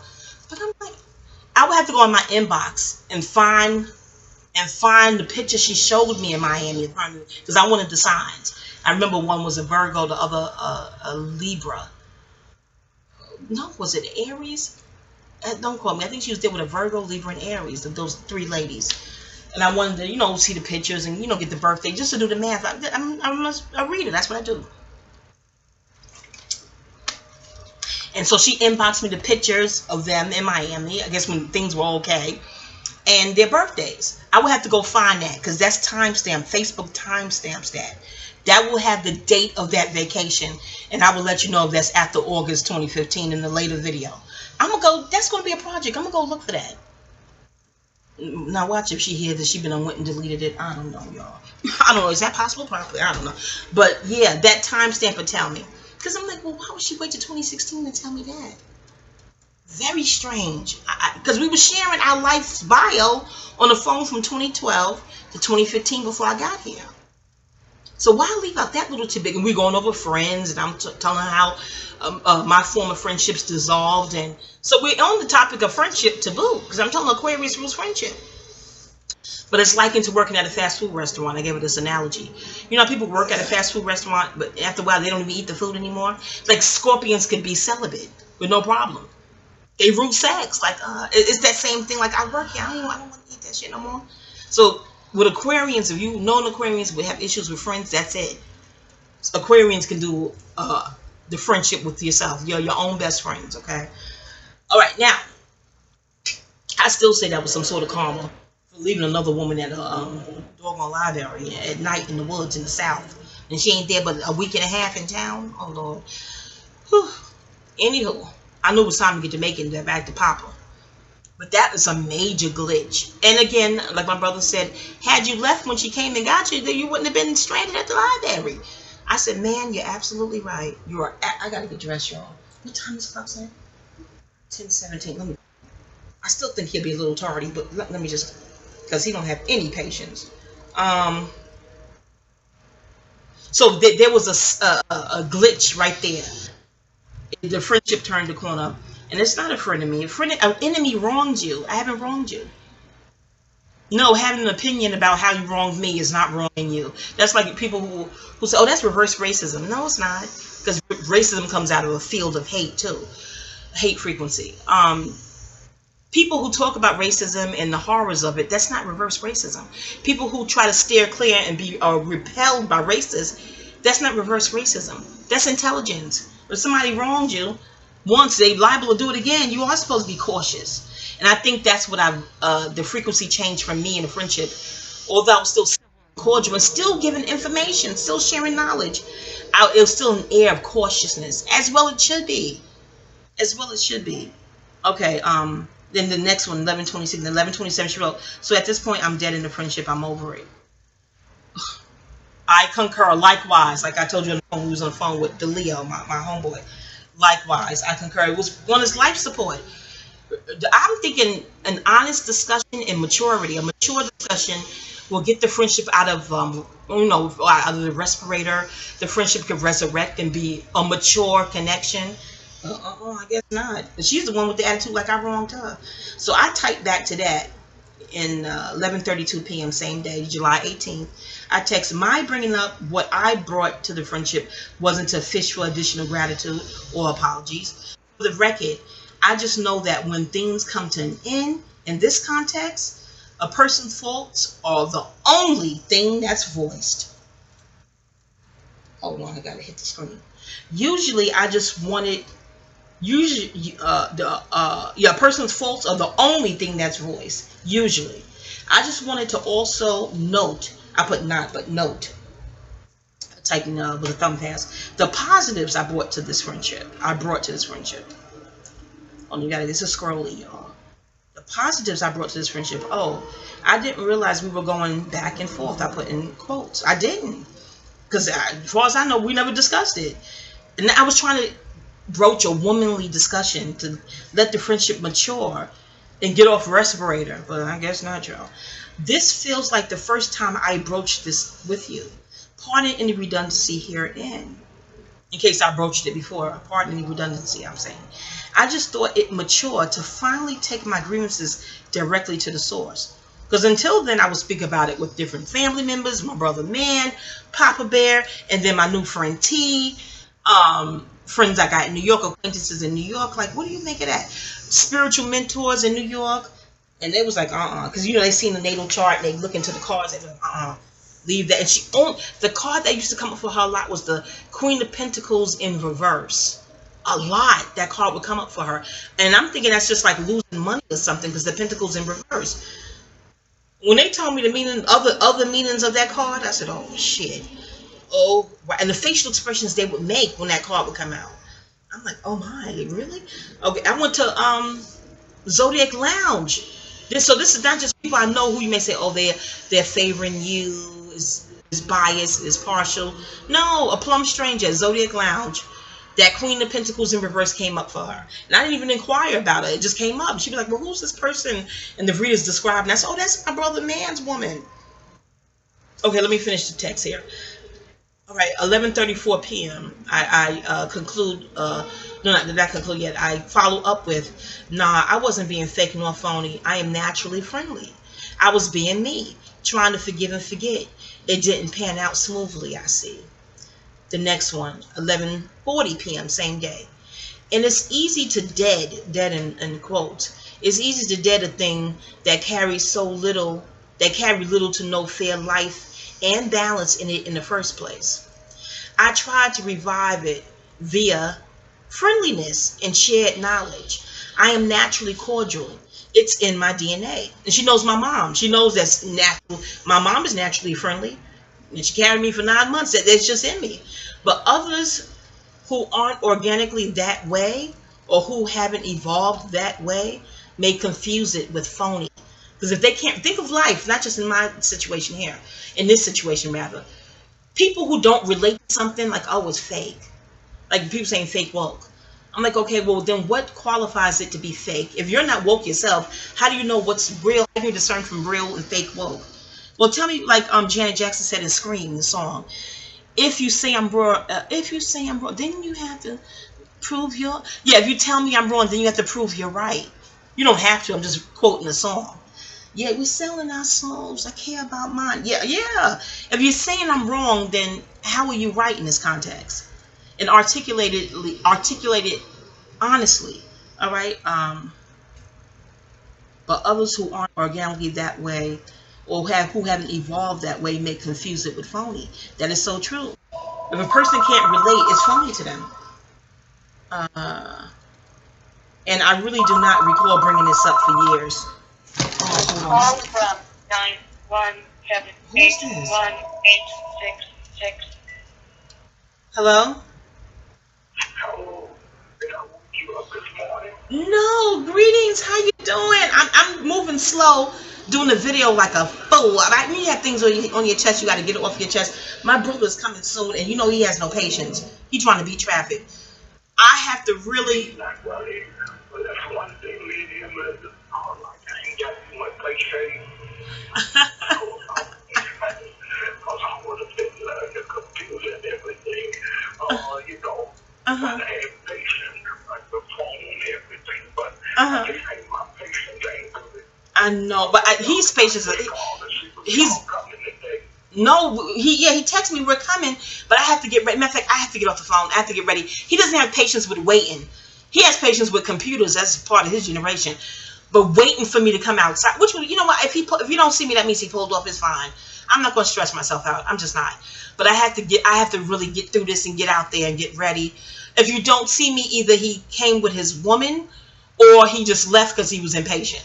But that's fine. But I'm going to Mr. S, I gotta get off the phone. I gotta get ready. But you'll see me soon if I made it out the door on time. Okay. All right. Peace. All right. Well, that's what retirement is for. Relaxation. All righty now. All right. Peace. All right, y'all. Let me get through these texts, and then maybe this would be a part 3 for an addendum for things I forgot to get it off. This is for me to get off my chest, and for psychology majors, tweet us to psychological groups. You know, to go through the friendship thing, the weird thing. Okay. They confuse it with phony. Okay, and I do not recall bringing this in quotes, up for years. Again, it feels like I held it in for years, trying to keep the peace. Peace with a purple heart. Okay. Oh gosh, at least I'm gonna finish the text in this video. All right, and then 11:46, I concluded with the last text, and probably our last communication forever, and that's fine. Just not that I'm holding a grudge. I'm just not holding on to you. But you want to restore sanity and peace. You know, if anyone who's looking to evolve. All right, the concluded text is, oh, I never forced friendship on you. This is me speaking to her. I never forced friendship on you. I always maintain healthy space with everyone. Thus, what you are dating never really played you close to begin with. That's me and the friendship. I never played you close. I don't, that would feel icky and creepy. I'm from New York. No, we don't do that. I don't do it, okay? To begin with, not my way. And fake friends would never disclose all the stuff I shared over the years. So if I was fake, I wouldn't have been imparting my knowledge. Trust. I imparted real knowledge, okay, because I thought it was a real connection. Boy, was I wrong. I should have known that from the library. I know people will be like, if you're saying, girl, you should have known that from the library. I hear you. And I paid good money for classes out. Let me go. This is scrolly. Yeah, what I gave to her for free, I paid good money in New York for those classes and workshops. And I paid good money for classes to learn that stuff too. The stuff I shared, gratis. Nah, not fake, just gracious. All right, I'm going to conclude this video, y'all. I got to get dressed. I can't believe it's 10:26 already. And I'm lost. I'm bugging out. All right, if I listen to this again and think I need to conclude it. Oh, the glitch witches. Okay, really quick. T had something. Okay, the first time T was supposed to go, there's a Japanese restaurant that sells sweet potato sushi, delicious, and I was on the vegan kick strong. So I was telling them about it. You know, they were doing the vegan thing during that time too. So she worked for the post office, and she was like, "Oh, I'll meet y'all after work." So this was the original plan. She'll scoop me. We go pick up T at T's house, and then go on to the Japanese restaurant. She did get up from work. She picked me up. This is my Sil too. She did pick me up, And then she was driving, and I said, "Oh, put T's address in your GPS." She was like, "No, no, just tell her to meet us there." And to her credit, Syl's credit, she did look exhausted from work. Like, you know, she just didn't feel like driving to someone's house. She just wanted to go have sake and check out the sweet potato sushi. And then while at the red light, she was like, "I don't be going to people's house like that." But I didn't know that. I was like, "Oh, that's something new. I didn't know that from her." But that's fine. Granted, people live their life how they want to. But I called T, told her, you know, what the update was. You know, I texted her and I called her. I said, she's saying you can meet us at the restaurant. I'll give you the address of the restaurant. We had to find it on Google and oh Jesus. But my T must have Leo. She must have felt something was off. It was a pause. She wasn't feeling the frequency, so she just didn't want to come. So she didn't come, and she felt the way about that. So that was you know, I'm not going. I don't want to say the word flaky or wishy-washy, but that was a weird glitch there. So with glitches, it'll restore all for certain minds, and mine is one of them.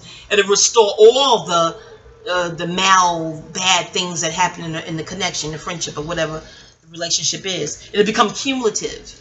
Okay, so. Okay, fast forward. T is hosting, I sell the paparazzi. My first jewelry showcase at T's house. And for me to get there, sister-in-law was supposed to drive me. I didn't ask. She said she was coming. She was going to bring me. Da, da, da. It was part sex toy sex toy party.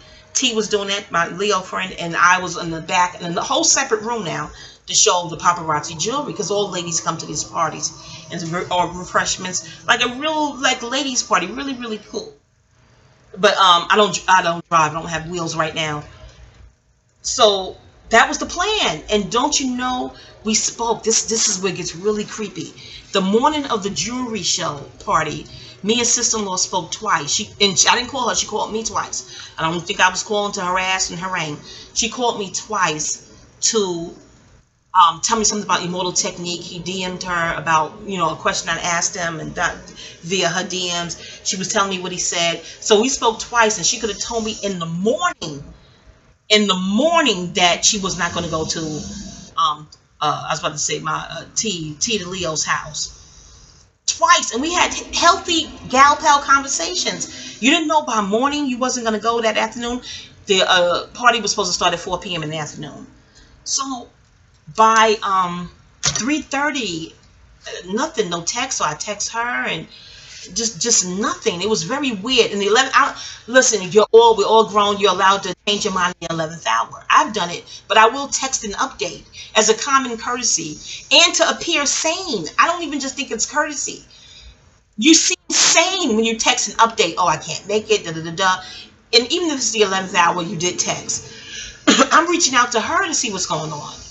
Nothing, no reply. Very weird that I could recall. So I had to call someone else to get a lift to because people are coming to see the jewelry. You know, you just no. And see, Samantha brought her jewelry that first time, but they're coming on my behalf from the invites I was giving out. Weird. So I called C and asked if she could pick me up. And the 11th hour, I don't have a ride, and I could have known this by morning to give C ample notice to come get me and to ask her if she could, and she did. So we saved the day. We got it. It was a beautiful, beautiful party, but that was weird. And people at the party was like, well, "Why didn't she tell you this morning when I spoke?" I said, "I don't know." But I think she ended up texting T to Leo something about she didn't have a babysitter and she didn't want to bring her kids around sex toys. But you didn't know you wouldn't have a babysitter in the morning when we spoke? You didn't, even if you didn't know to the 11th hour you didn't have a babysitter. You couldn't text that when as soon as you found out you didn't have a babysitter? I don't know. Well, again, she didn't reach out to me. She reached out to T. But I was the one she was supposed to pick up, and we're sister-in-laws. T is not the sister-in-law. It was very weird, flaky, weird, wildly warped, wishy-washy energy. It just was weird. I can't call it. I have no idea. But again, I'm not one for bullying or making anyone. I'm just saying if we had plans, let me know in ample enough time so I can rearrange my plans. Again, that's just, it's bigger than common courtesy. It's a mark of sanity.